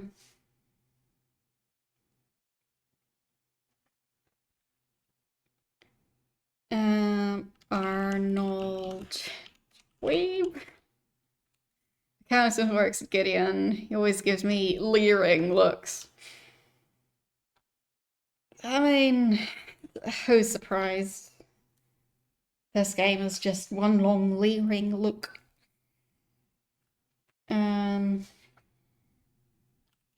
Ed Bradley. No, I don't know about that guy. Jerome Melbourne. Nope. I'm pretty sure I've met both of those people.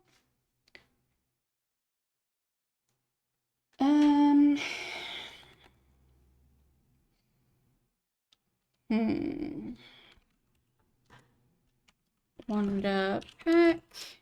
No.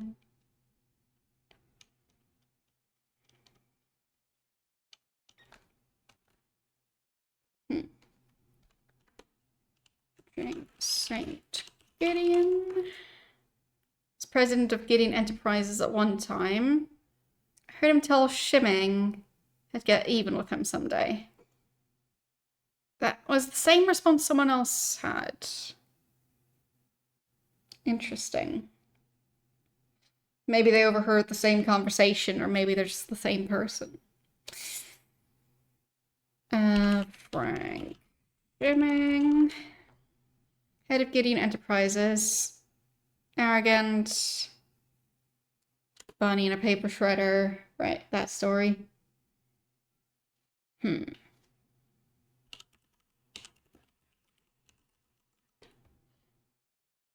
Apparently, Gideon Enterprises. No. Fine.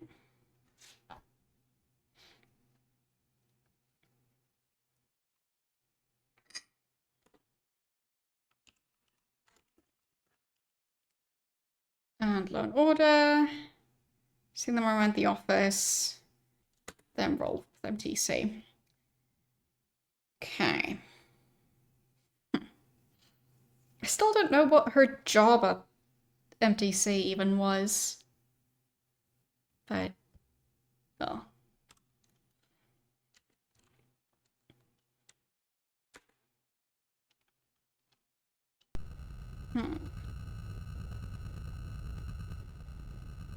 But I guess it would be a good time to talk to the informant people.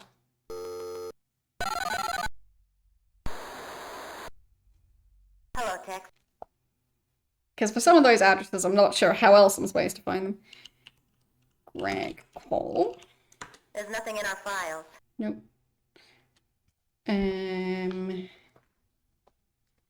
What about Egg Jim Slade? There's nothing in our files. Nope. What about Bosworth Lurk? There's nothing in our files. Nope. And Sam Jones. There's nothing in our files. Okay. Guess there's nothing in the files. Maybe they don't even have files. They just got rid of all of them. It was too much hassle to go through the files, so just throw them all in a paper shredder.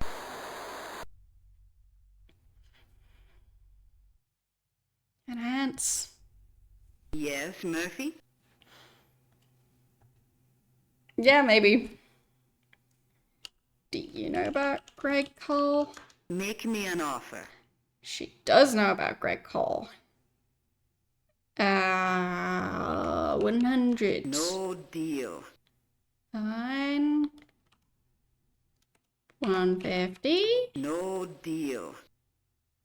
200. No deal. 250. No deal. 300. No deal. 500. Look for my facts. Okay. I guess maybe it would have been 400. Or maybe it's just exactly 500. Okay. So that was Greg Cole.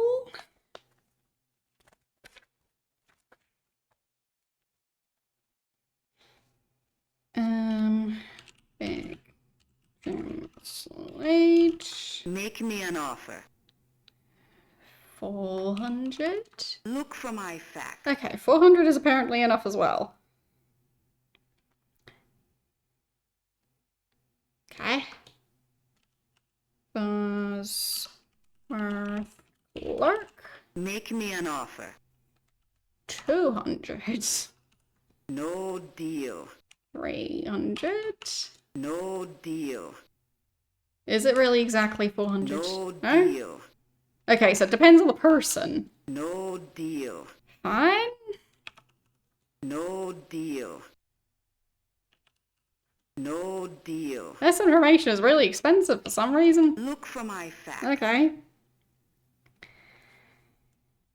Okay, I think that was Bosworth. Got one more person. Sam Jones. Make me an offer. 200. No deal. 300. No deal. 400. No deal. 500. Look for my Okay. facts.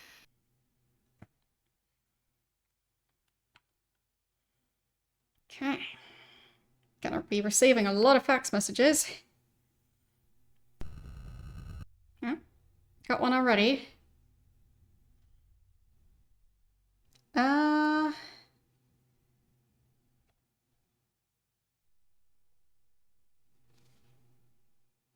Talk to Steve Clements about Greg. Steve. Oh, that was the police officer who investigated the original death. So, Greg Cole.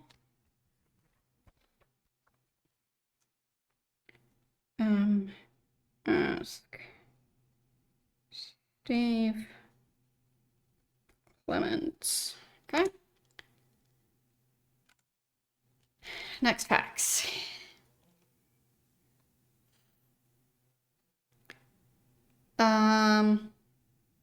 Don't know where Clark is. So that was Bosworth Clark.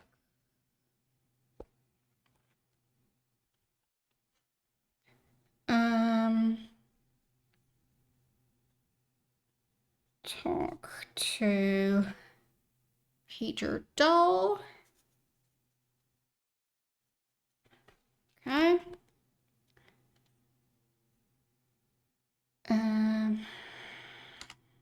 Okay.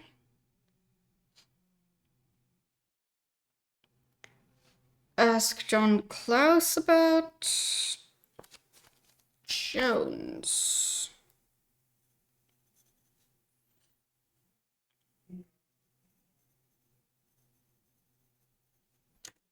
Okay.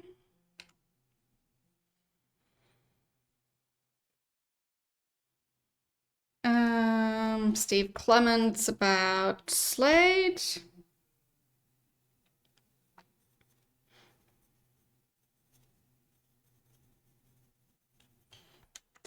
Okay.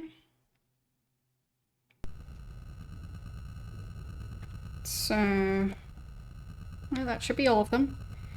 Got 2 instances of just ask Steve.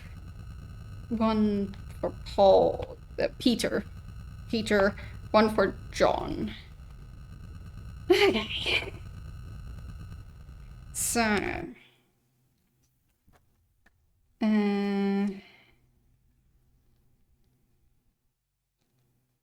let's see. John is at 7012. Insurance guy's at 4674. And police station is at 4680. So I think the insurance office or the police station are the closest locations. So let's do police first.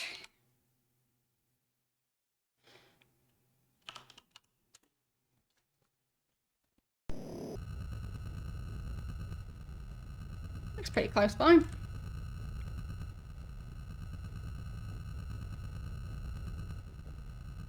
Just need to maneuver around this building so I don't crash into it.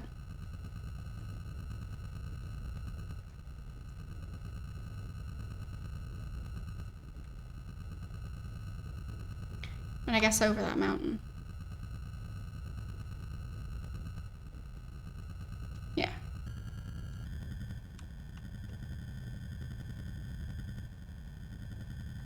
Is that high enough? I think no. I'm not gonna crash into it.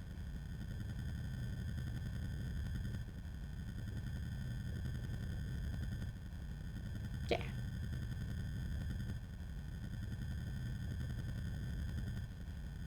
Okay. And time to slowly land.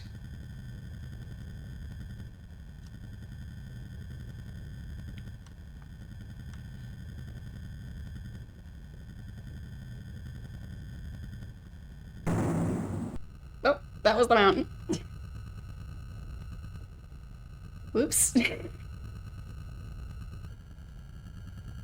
So now I managed to crash into the mountain by landing on it. That's new.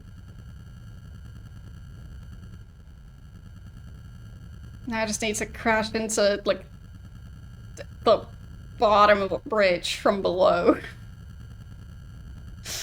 That's the one direction I haven't crashed in.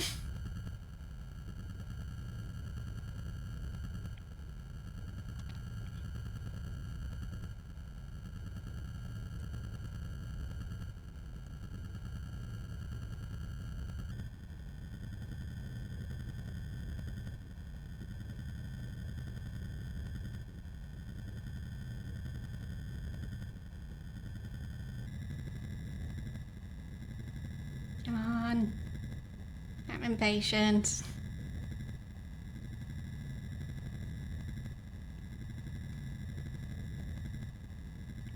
Okay. Start slowing down. Slow down a bit more, bit more, bit more, bit more.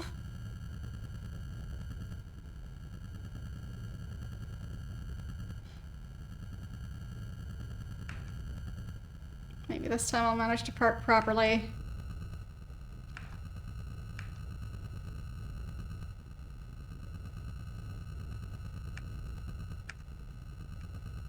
Nailed it. Okay. Guess I'll save. I did waste a lot of money on the hints, but I feel like it was worth it. I enter the police station. Okay. So I guess I'll just ask him about everyone. But before he was so unhelpful that I didn't really think that asking him would do much. Okay, so about Greg Cole. You're not so popular around here. Chief has told us we're not supposed to give out information in this case to anyone. Your name was specifically mentioned. Taking a risk even talking to you. He's still giving me information. Okay.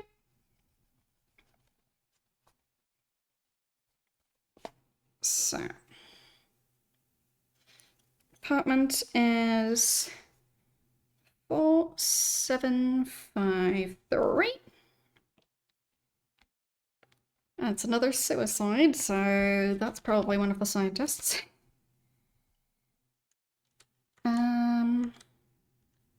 Open and shut case. Starting to get suspicious about all the simultaneous suicides. A couple of goons from the Law and Order Party have gone through the house pretty thoroughly.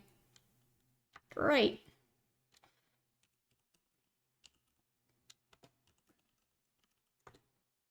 Slade is a dangerous man. He's from Detroit. When he's in town, there's always trouble. Never been able to pin anything on him. Sure, he's a hired gun. He's killed a number of people. If you're looking for him, good luck. He's likely to find you before you find him. Ron Meat might be able to help you. Okay, I think we know Ron Meat. Don't we? Yes, we do. So, Steve Clemens asks... Well, he tells me to ask Ron. So, ask Ron Meat.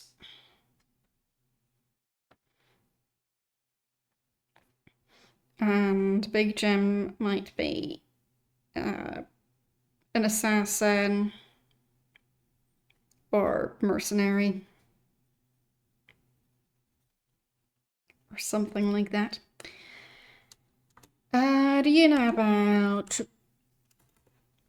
Bosworth Clark? No, you don't. And about Sam Jones? No, you don't. And about Sandra Larson? No, you don't. He's not very good at his job. He doesn't even know about Sandra. Everyone seems to know about Sandra. Okay.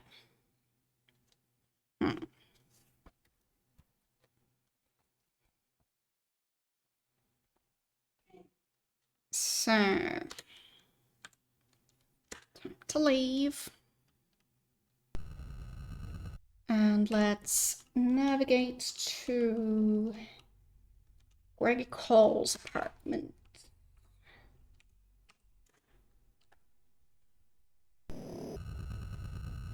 Or I guess we could navigate to one of the other places first.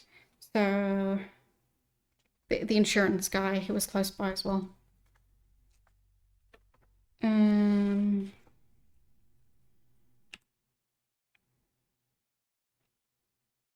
4674.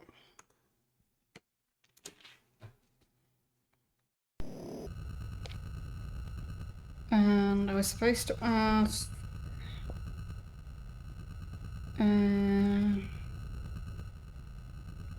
about Bosworth Clark.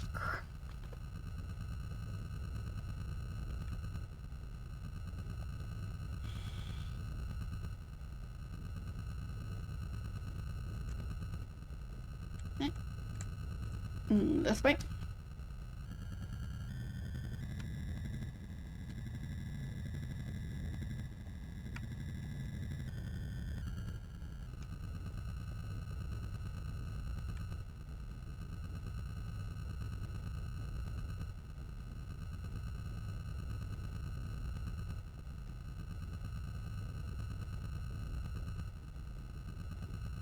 We'll be driving around the building so I don't crash into it again.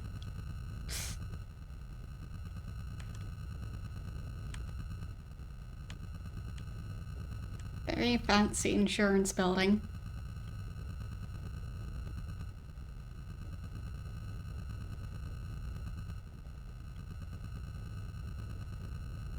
Definitely looks like one of those giant office buildings that was just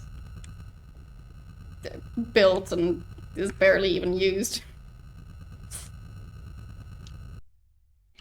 There. Let's go talk to insurance guy.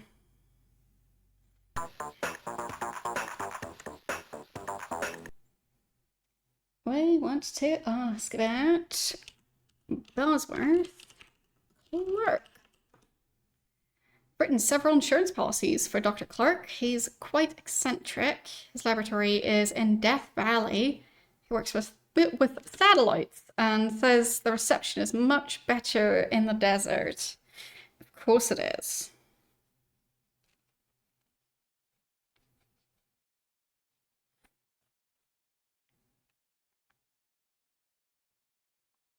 So he's at 9932. And do you know anything about Sam Jones? Nope. Or about Big Jim Slade? Nope.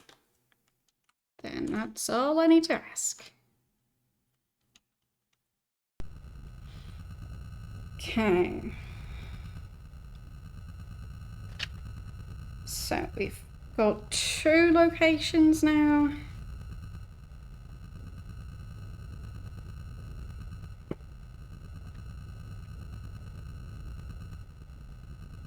And I think John Klaus was quite far away. But I guess we can finish doing the research first.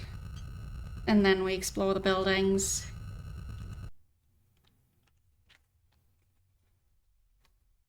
So.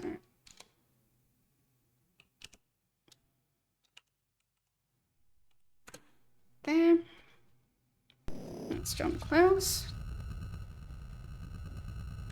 Pretty long journey. But we'll get there.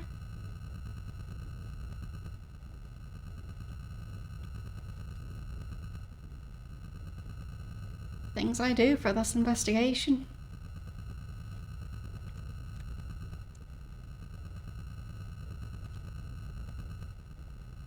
Way off into the sky, and let's go.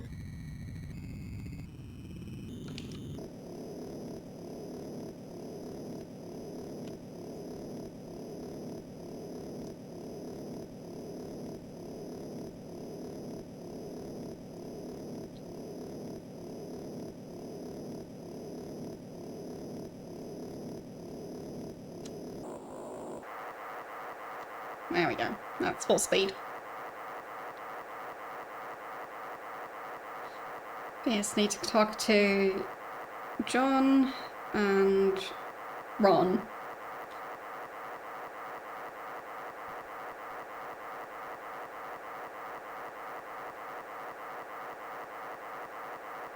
Where was Ron again?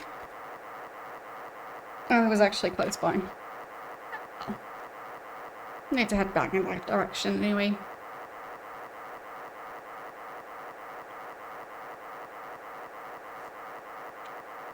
I don't think I'm gonna be able to fly over that mountain if I don't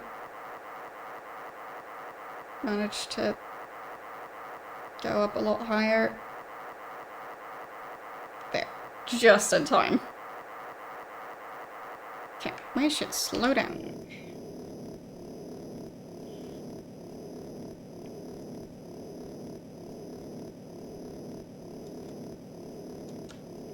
But I feel like the investigation is starting to get somewhere. Like we know, I think it was 5 scientists plus at least Greg, which makes 6.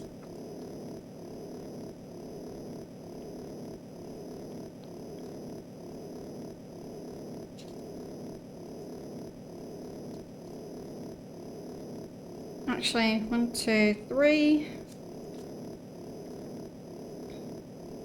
4, yeah, 5.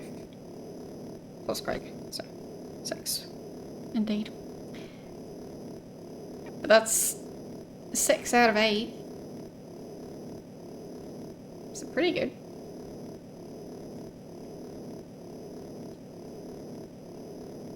Still need to get the passports for Cal Davis and Ron Morgan though.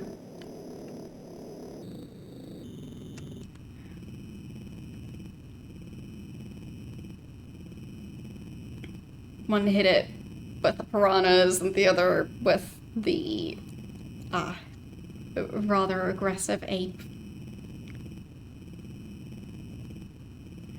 But I do sense a theme there.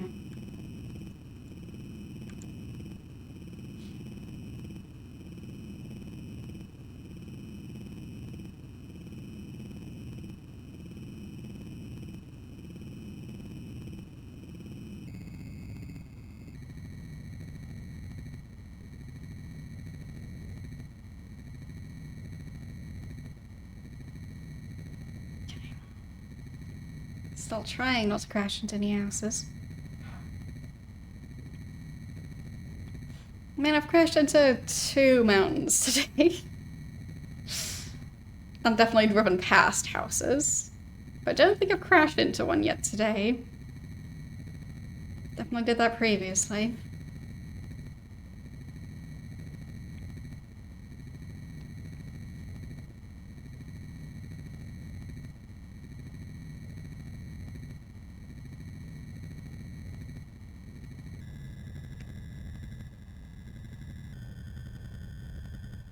Yeesh. There. Managed to slow down a lot. And I managed to not crash. I think I'll manage. And stop. Yes. Okay.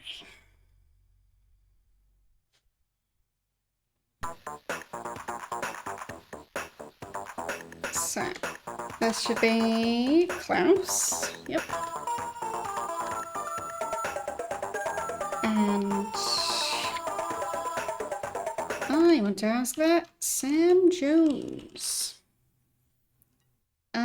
works in Las Vegas. Okay.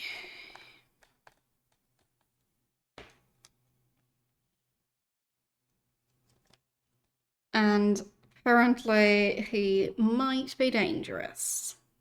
Great.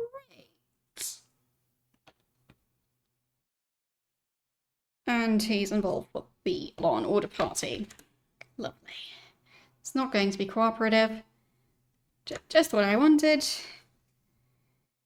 Do you know anything about Big Jim Slade? Nope. Okay.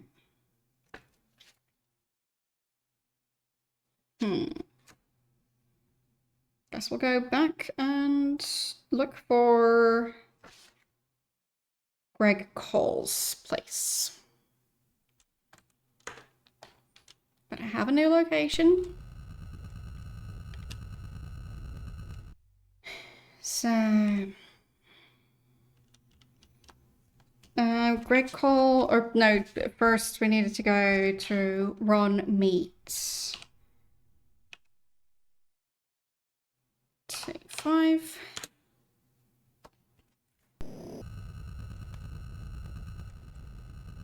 So that's the journey back, probably.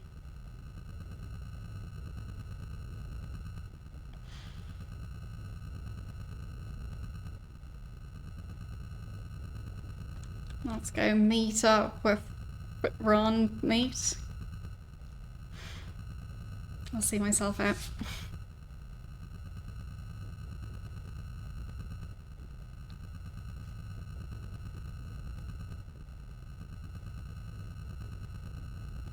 Up into the sky I go. And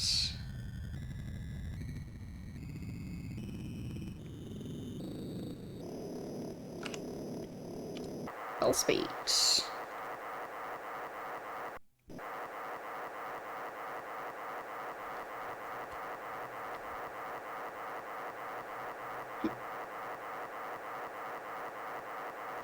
Not sure who Ron Meat was. Just know I have his location. You know about Larry Hammond? Ah. So I think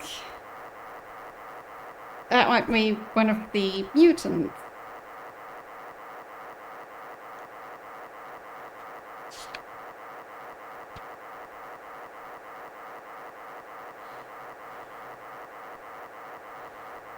It does sound a bit like a cookie show.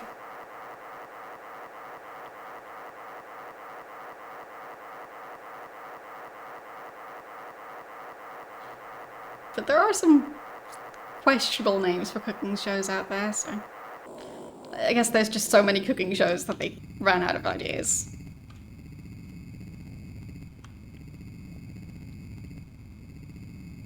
And also some very questionable concept for cooking shows.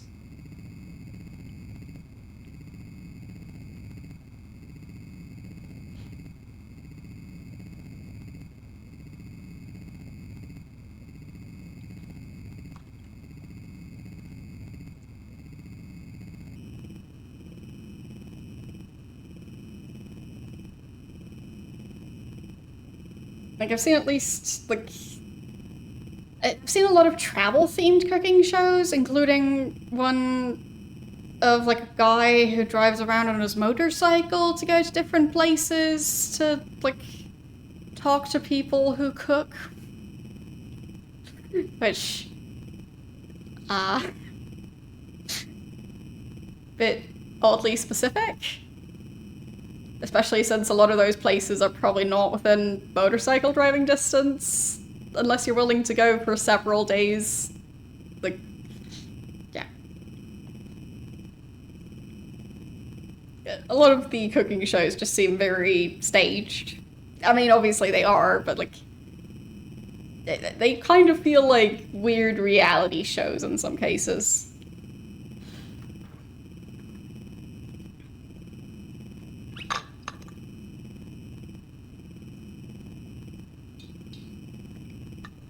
Yeah, and then there's also the competition shows, which are also weird.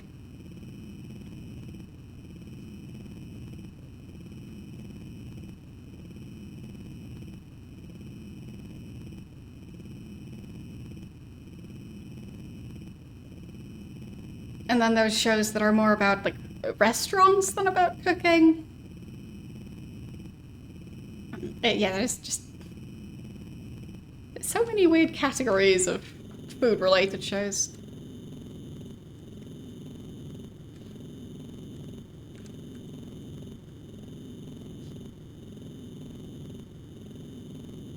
But I have seen at least one show that was like a combination of like a gardening show and a cooking show. I do appreciate that.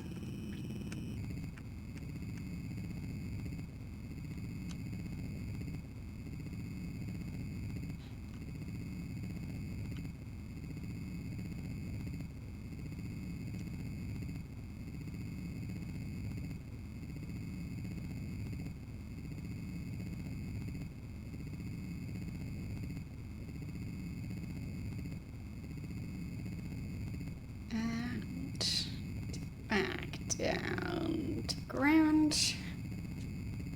Haven't heard of that one. So they just show off specific restaurants. I mean, that's nice.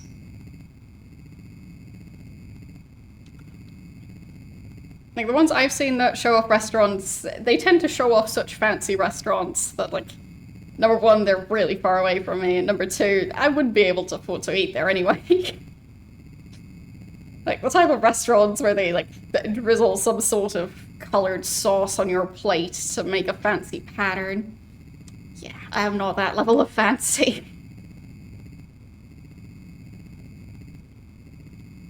Yeah, exactly. Like having your own garden and then cooking with the stuff you grow.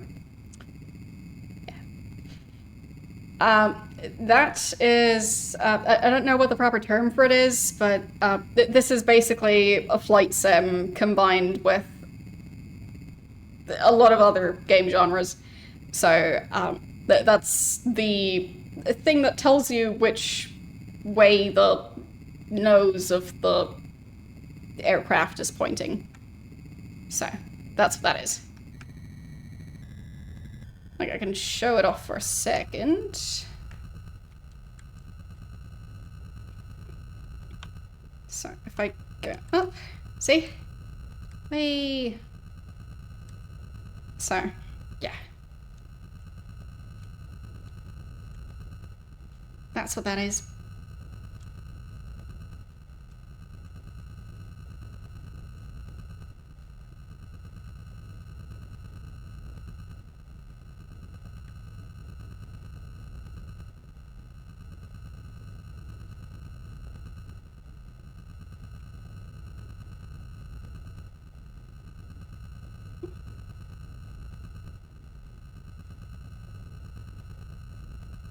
Guess that's not the house. I mean, it makes sense. The distance doesn't really match for that. So it's supposed to be around here somewhere?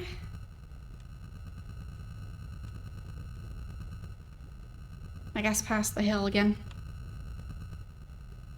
Where is it?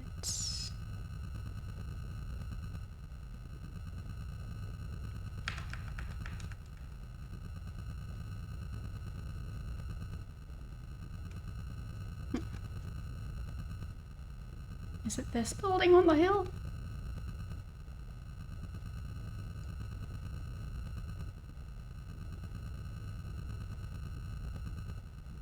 No.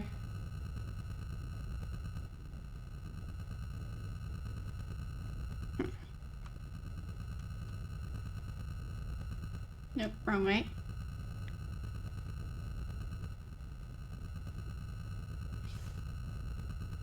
Apparently right above it. Oh, and I passed it.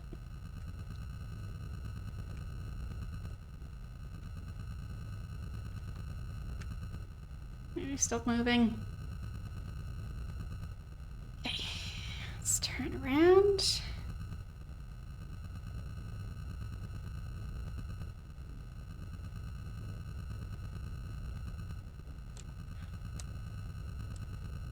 And land.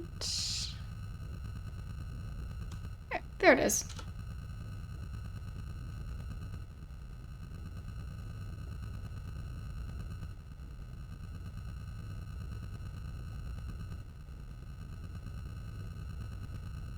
There.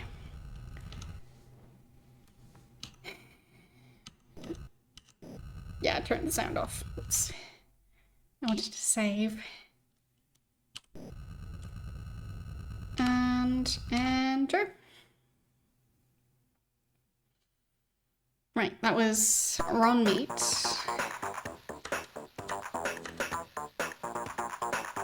Who is supposed to know about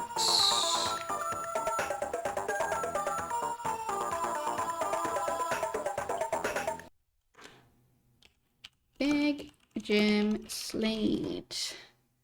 Some a week ago, throwing money around like it grew on trees, said he's been real busy lately, and that means people are getting bumped off. Don't know where he is now. If I hear something, I'll let you know. Okay. That's reassuring.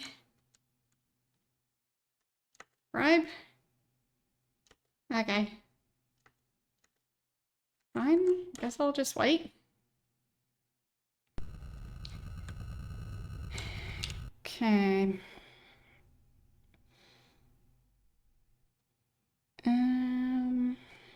Let's go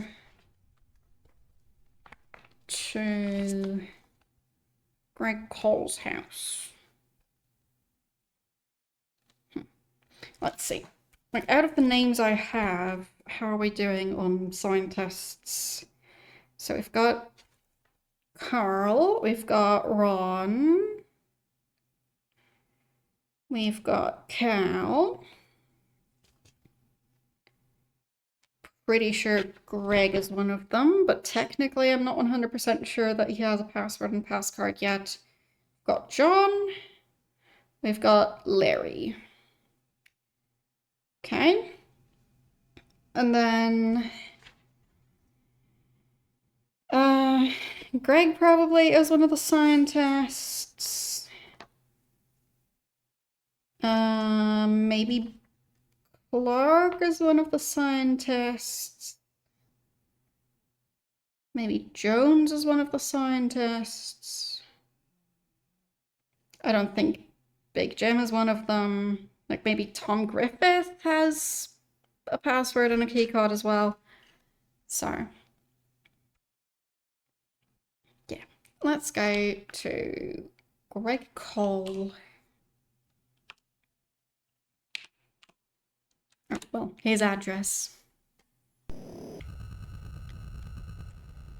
If he's still at the address, then I'll have a lot of questions because he's dead. So, yeah. And the investigation around his death has already happened.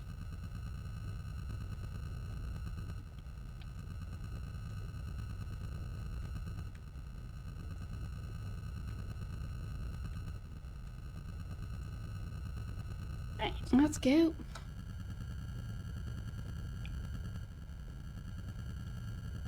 That one doesn't look too far away.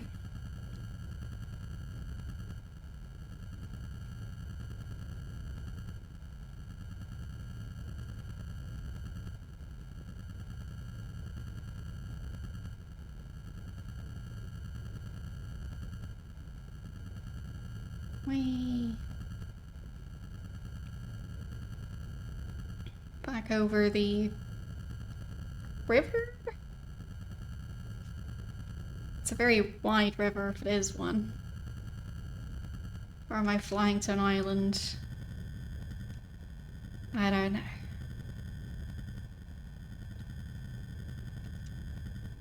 Further away than I expected it to be.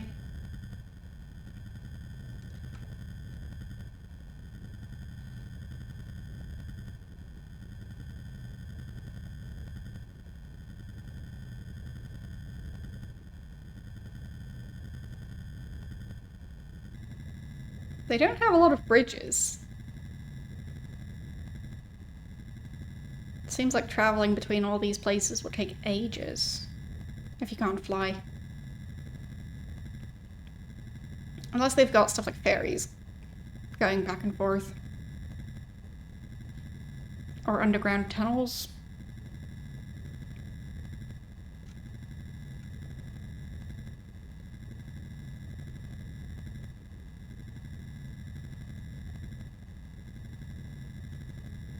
I mean, maybe this is not supposed to still be in San Francisco. I haven't been keeping track.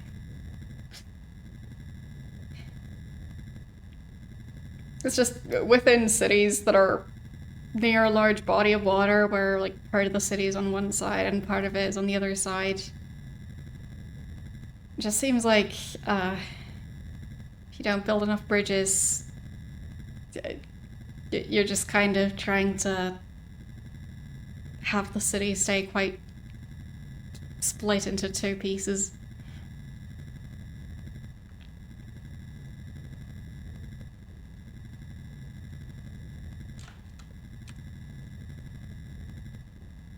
It's gonna take so long if you have to take the long way around to go over the one or two bridges.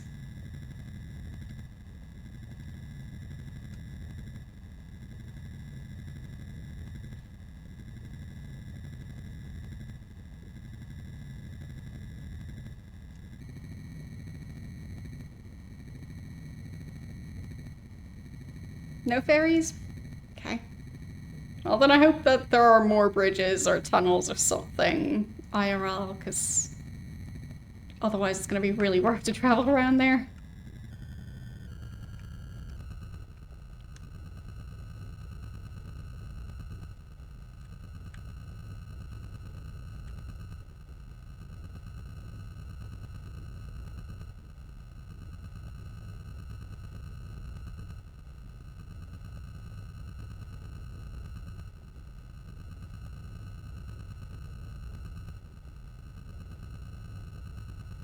But maybe this is in a completely different area. And I just misunderstood where this house is supposed to be. So let's save.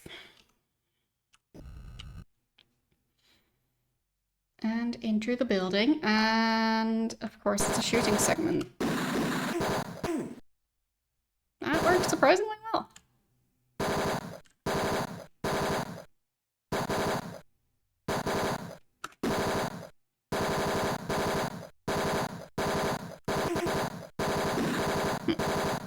Now it's not working so great.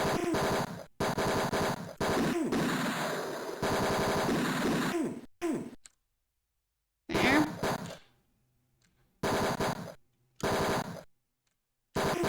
Ow.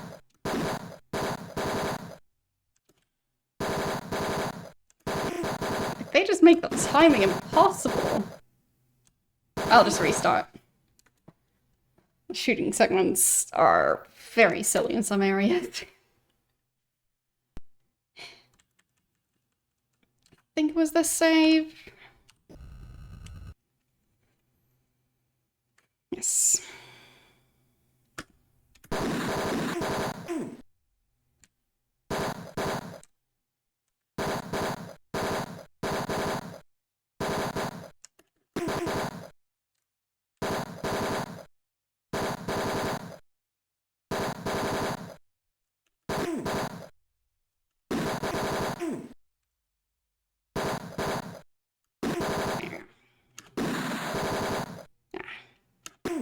Didn't notice that box.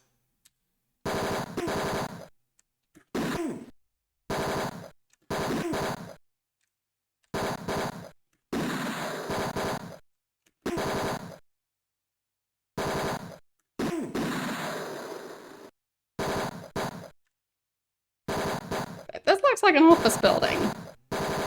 Why are they shooting on the inside of an office building? Oh, right, because it's the Law and Order party. Seems they haven't just searched the place, they are just spending their vacation here now.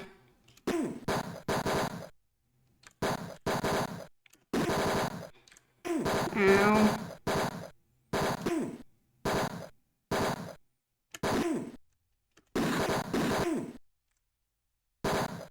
Ow. For some of these, like, how are you supposed to do the timing on that? It's just impossible. Greg Cole's apartment is located in Vallejo? Further away than I thought. It doesn't say San Francisco. Anyway, it feels quite Spartan, stocked with only the bare essentials. Search the place carefully, but there isn't much to see. I move the dresser in the bedroom and a map falls to the floor. The map is of an area of California near Mount Shasta? And the navigation code is that one. Okay.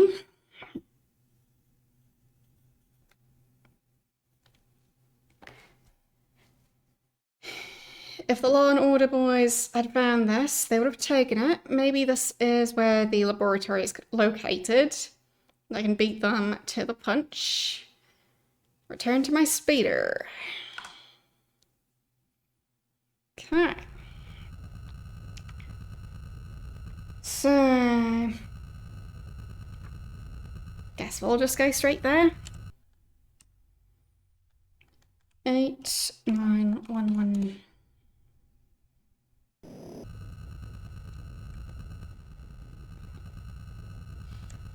Not the worst distance.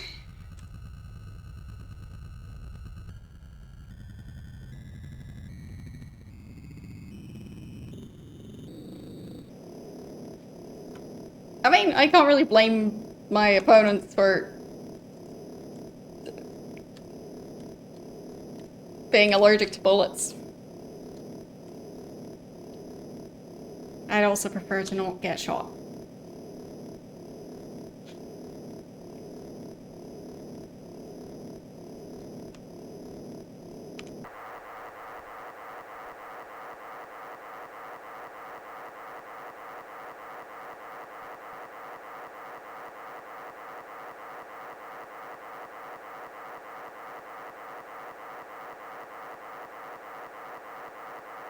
Turning is so much easier on the ground.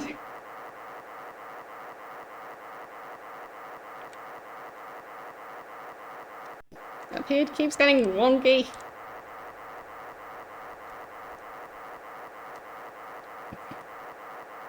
There.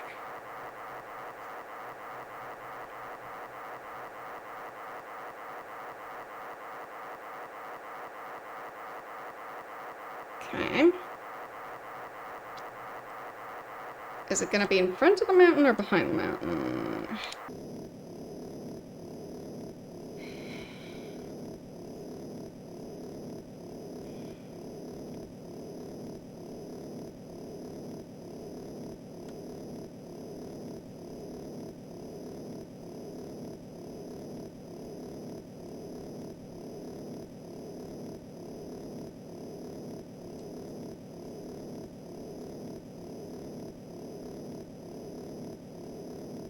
Okay. Maybe it's in front of the mountain? That looks like a very tall mountain. So I do hope I don't have to fly over that. Or maybe he lives on the very peak of the mountain.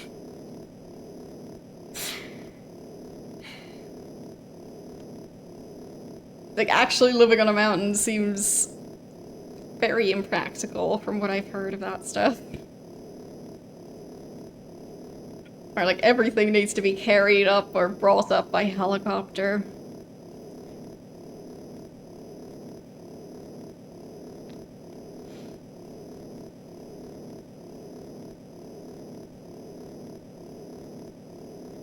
Like, I'm sure a lot of people want to live on a mountain just like based on like what they imagine it to be like, but yeah. I've been on some mountains and they don't generally have stuff like a connection to a sewer system or to like fresh water. So yeah. What's that thing in the sky?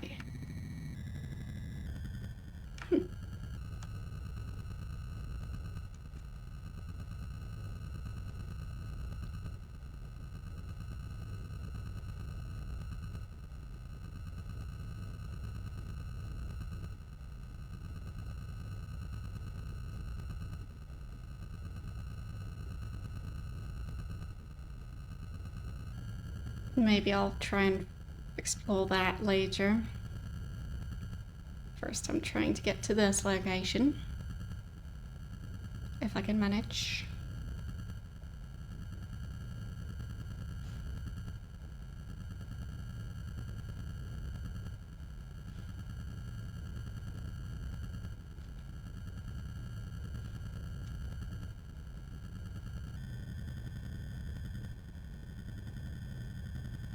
I really don't want to crash into this mountain.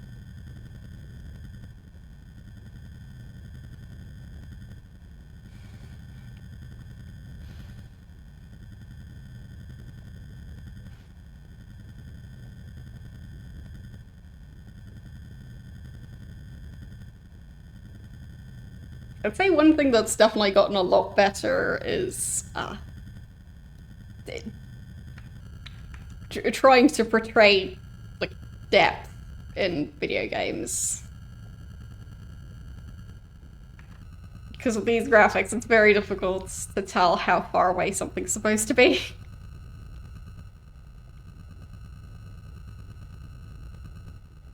Like, it is 3D, technically. But it's so flat that everything looks like it's pretty much the same distance.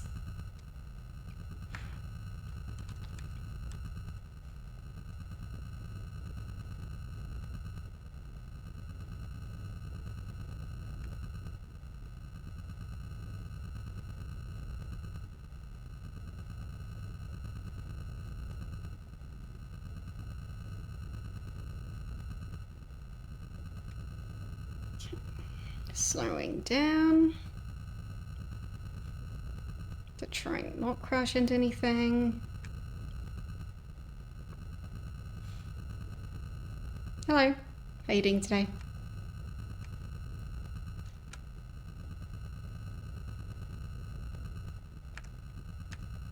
There we go. I managed managed to stop the car. Fly to the location near the mountain that was circled on the map at the apartment. Landing spot is deep in the forest in heavily mountainous terrain. After searching the area for a few minutes, I found an opening to a small cave and go inside. The narrow cut in the rock descends about 100 feet and then opens into a large cavern. I see a small light coming from a chamber to the far wall. I decide to check it out. Must be Cole's laboratory. It is.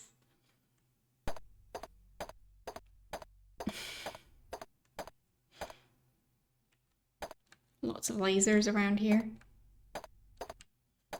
I like the vines. It's kind of nice. Oh, and the danger sign that's kind of blending into the background. What is this thing? Protective containment system that was designed for working with toxic chemicals. It has 2 mechanical arms for handling material inside the containment area. One of the rubber seals is damaged. And seal vial labeled nerve agent. Can I take that? Using mechanical arms, you try to grab the vial, but you knock it over instead. It cracks open, releasing deadly fumes. An alarm goes off, and the door slams shut. You have 5 minutes to open the door.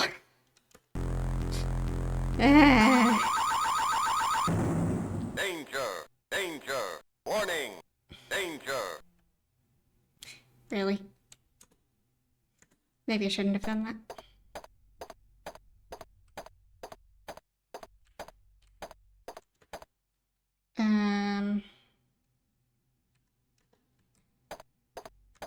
Hello, robot. Utility field robot, over 20 years old. So the game is set in 2033, so an old robot from 2013. Looks to be in poor condition. Danger! Danger! Warning! Danger!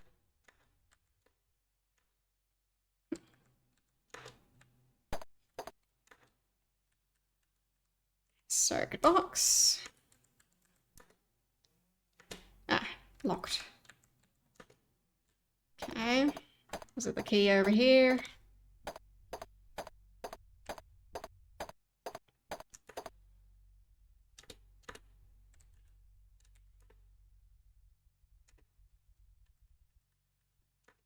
Okay.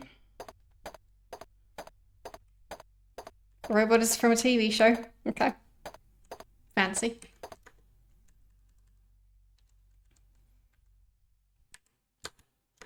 Okay. Switch 1. Switch 2. Interesting.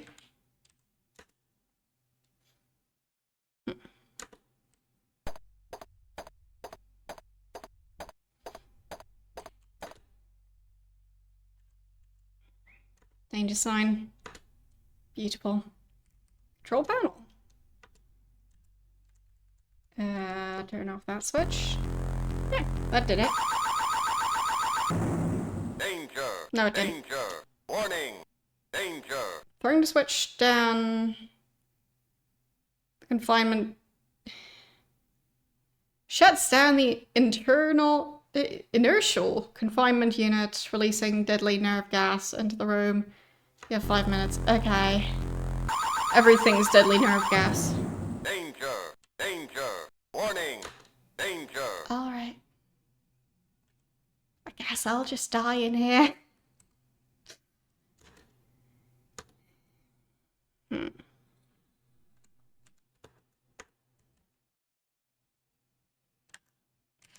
I open the cabinet?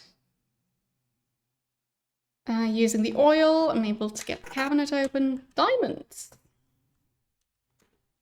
Neat.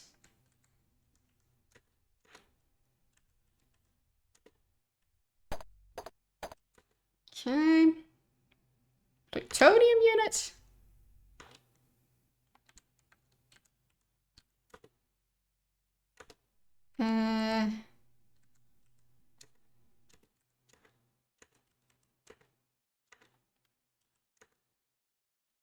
I'm not sure what that even is. Control panel. Not sure what that is.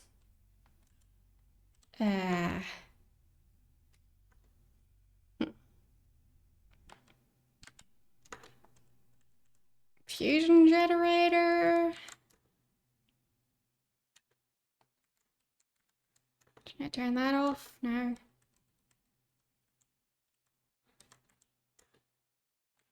Yeah, I think I'm just gonna die.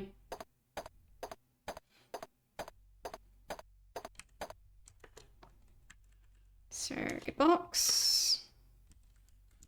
Is that the one I've already used? I think it is. What was that? Oh, it's a lamp, I think. And that's the lasers. Okay. And fax machine is operational, but there doesn't seem to be anything left. Like, no remaining fax messages.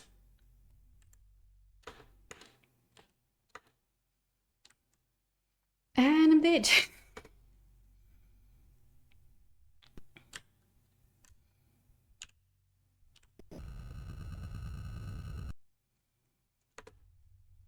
Okay. Now I know how to switch off the force field.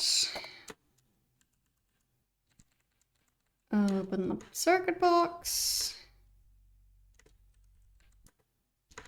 Oh, I don't have the key. Right. Get the key from over here.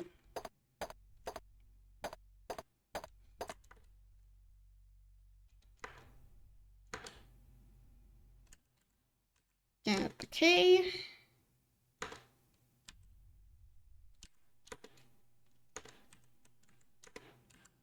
And look at the stalagmites. Okay, nothing useful there. A flat file. A map file. Okay. And it's another location. 1700. Lost Dutchman Diamond Mine. Okay. Let's just take that.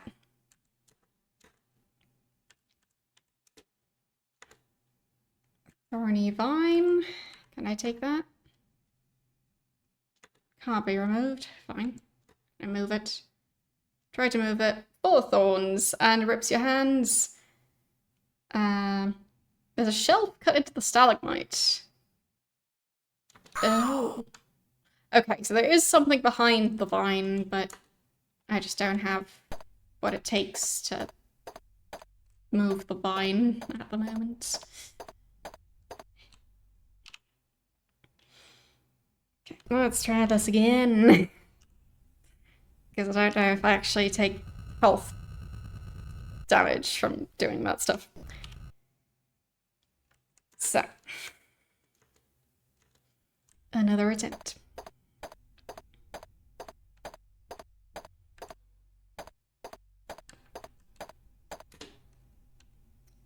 And look at the stalagmite. Oh, right. Open file. Get the map. Look at the vine.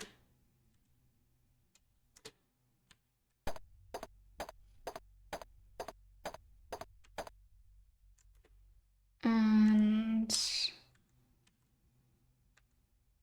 look at the chamber. Get the key. There. And here I was able to open that cabinet.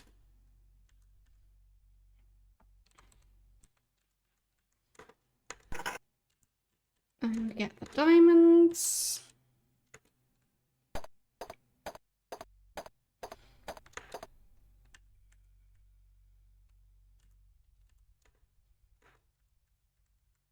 Circuit box.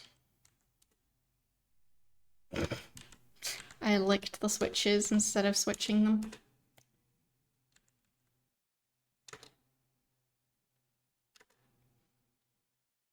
Okay.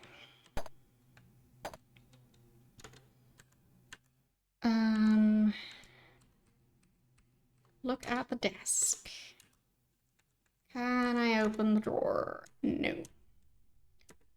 Why do they all have locking desk drawers? Is that such a standard thing that every cabinet and every desk locks? Like, where do they even get these things? Do all of them only shop at, like, stores meant for companies? Because, like, I feel like there are very few pieces of furniture that actually lock.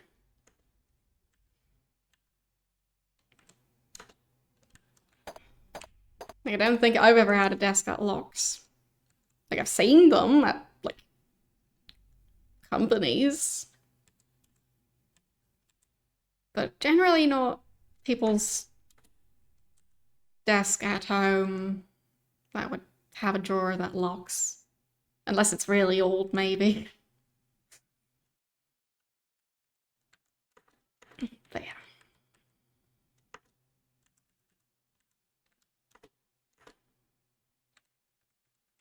The circuit box.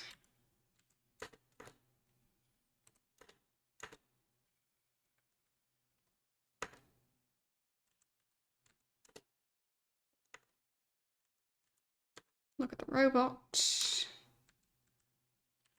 Get the robot. Move the robot. Open the robot.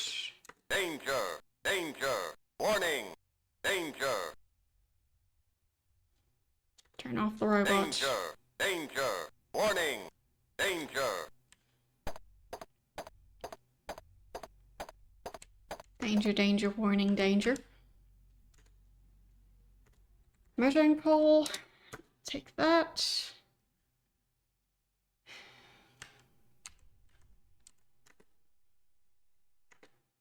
Right, the voltage thingy.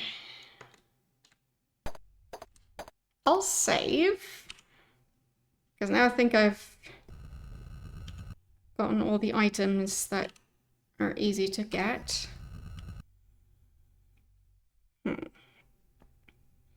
Yeah, true. But then they're just keeping the receipts and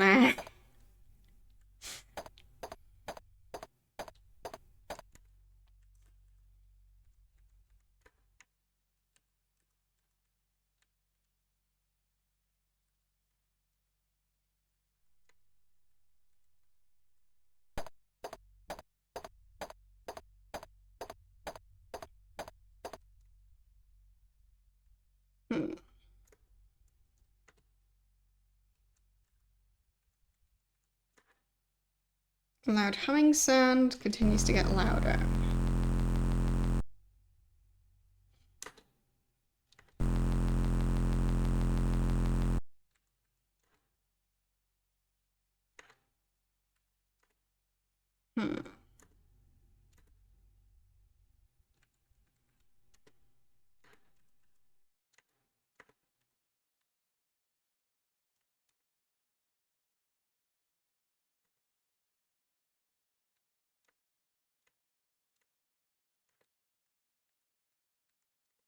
Don't know what to do with all these things.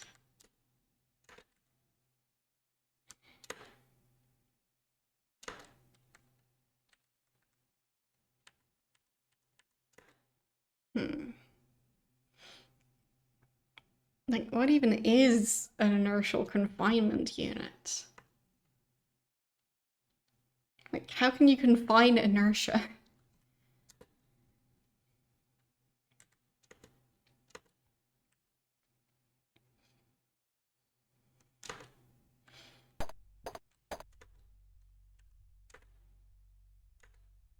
voltage regulation. And that just sets off the alarm. Danger! Danger! Warning! Danger!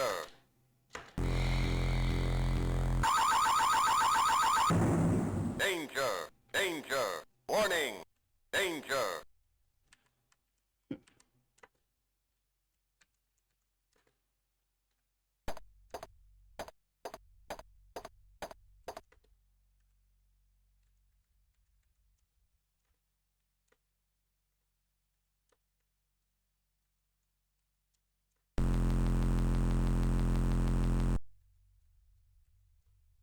Nothing there.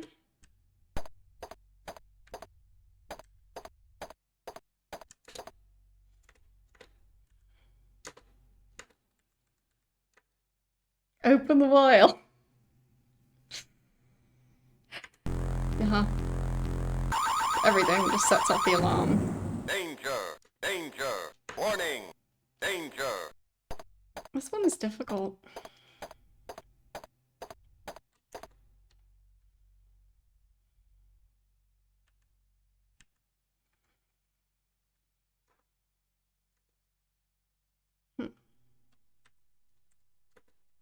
Yes, I guess the flat file is just like a very large filing cabinet thing. Never heard that term before, but I've seen those.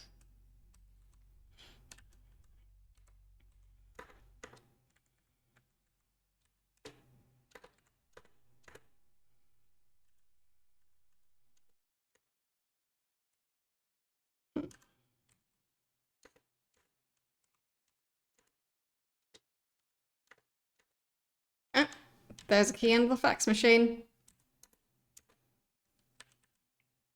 Okay.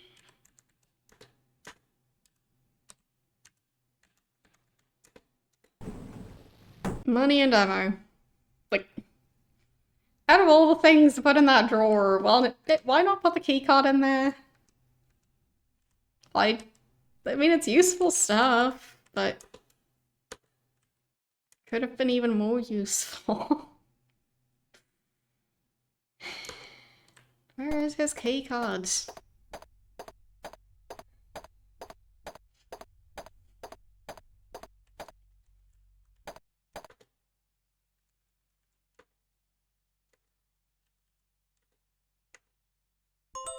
Thank you for the 35-month sub. How are you doing today?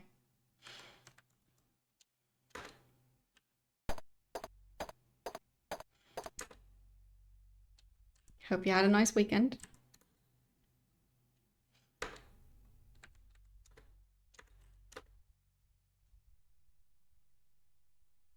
Move slightly and reveals a push button. Ah, neat. But the timer is still going. Okay. It's a fake stalagmite.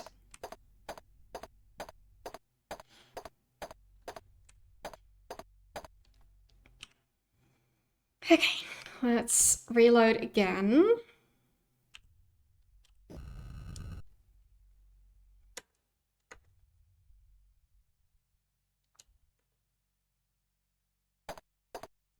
So the key is under the fax machine. Of course it was. Get the key. Look at the desk. Open the drawer. Get the money. Get the ammo. Okay.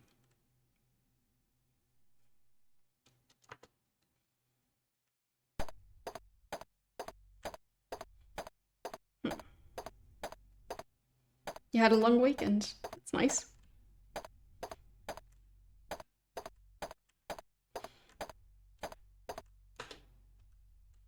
Did you specifically take a day off, or did you just get a day off in general?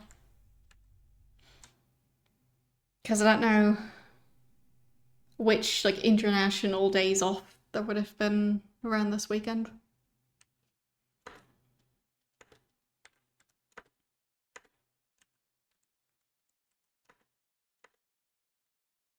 Yeah, it's just the door.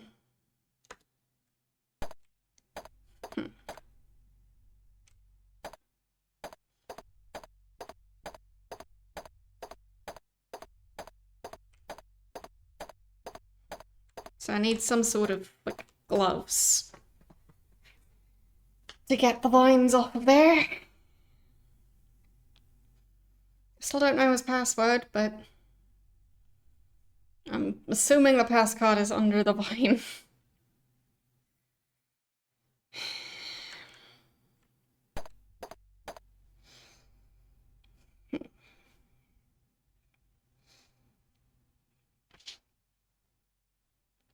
So... Oh, and this guy had the third location that I just found as well. So we have to go there too.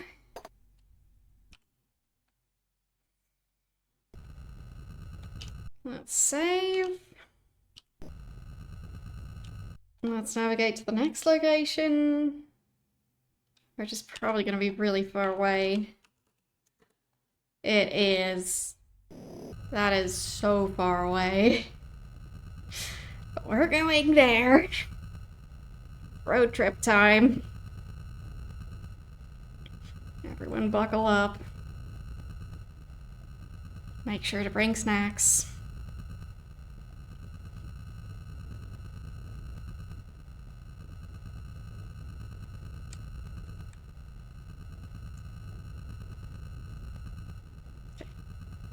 Let's go.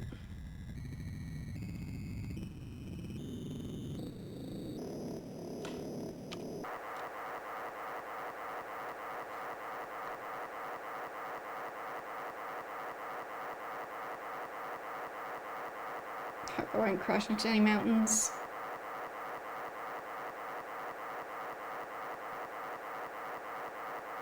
I think this is probably high enough. But it is a long journey, so...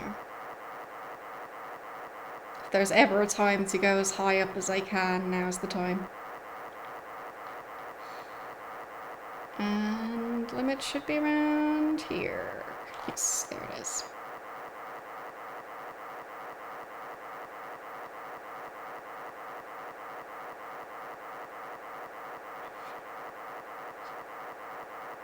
Welcome to Spidey Airways.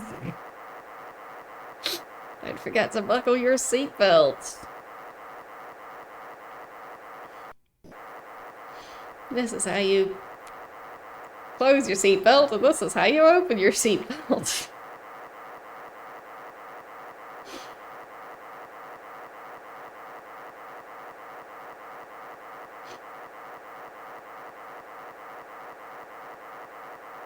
Been on way too many flights.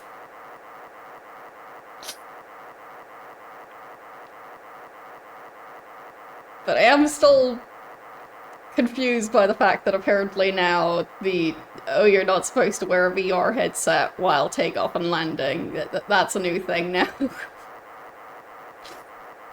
I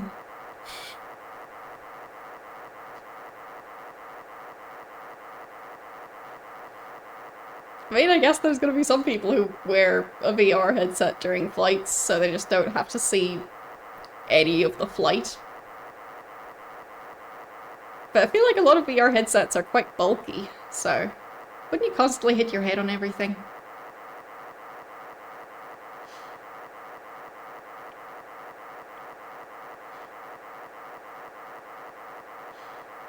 And obviously you wouldn't be able to like play anything that requires physical movement, because you'd just constantly bump into like chairs, walls. Yes, I think I did get that.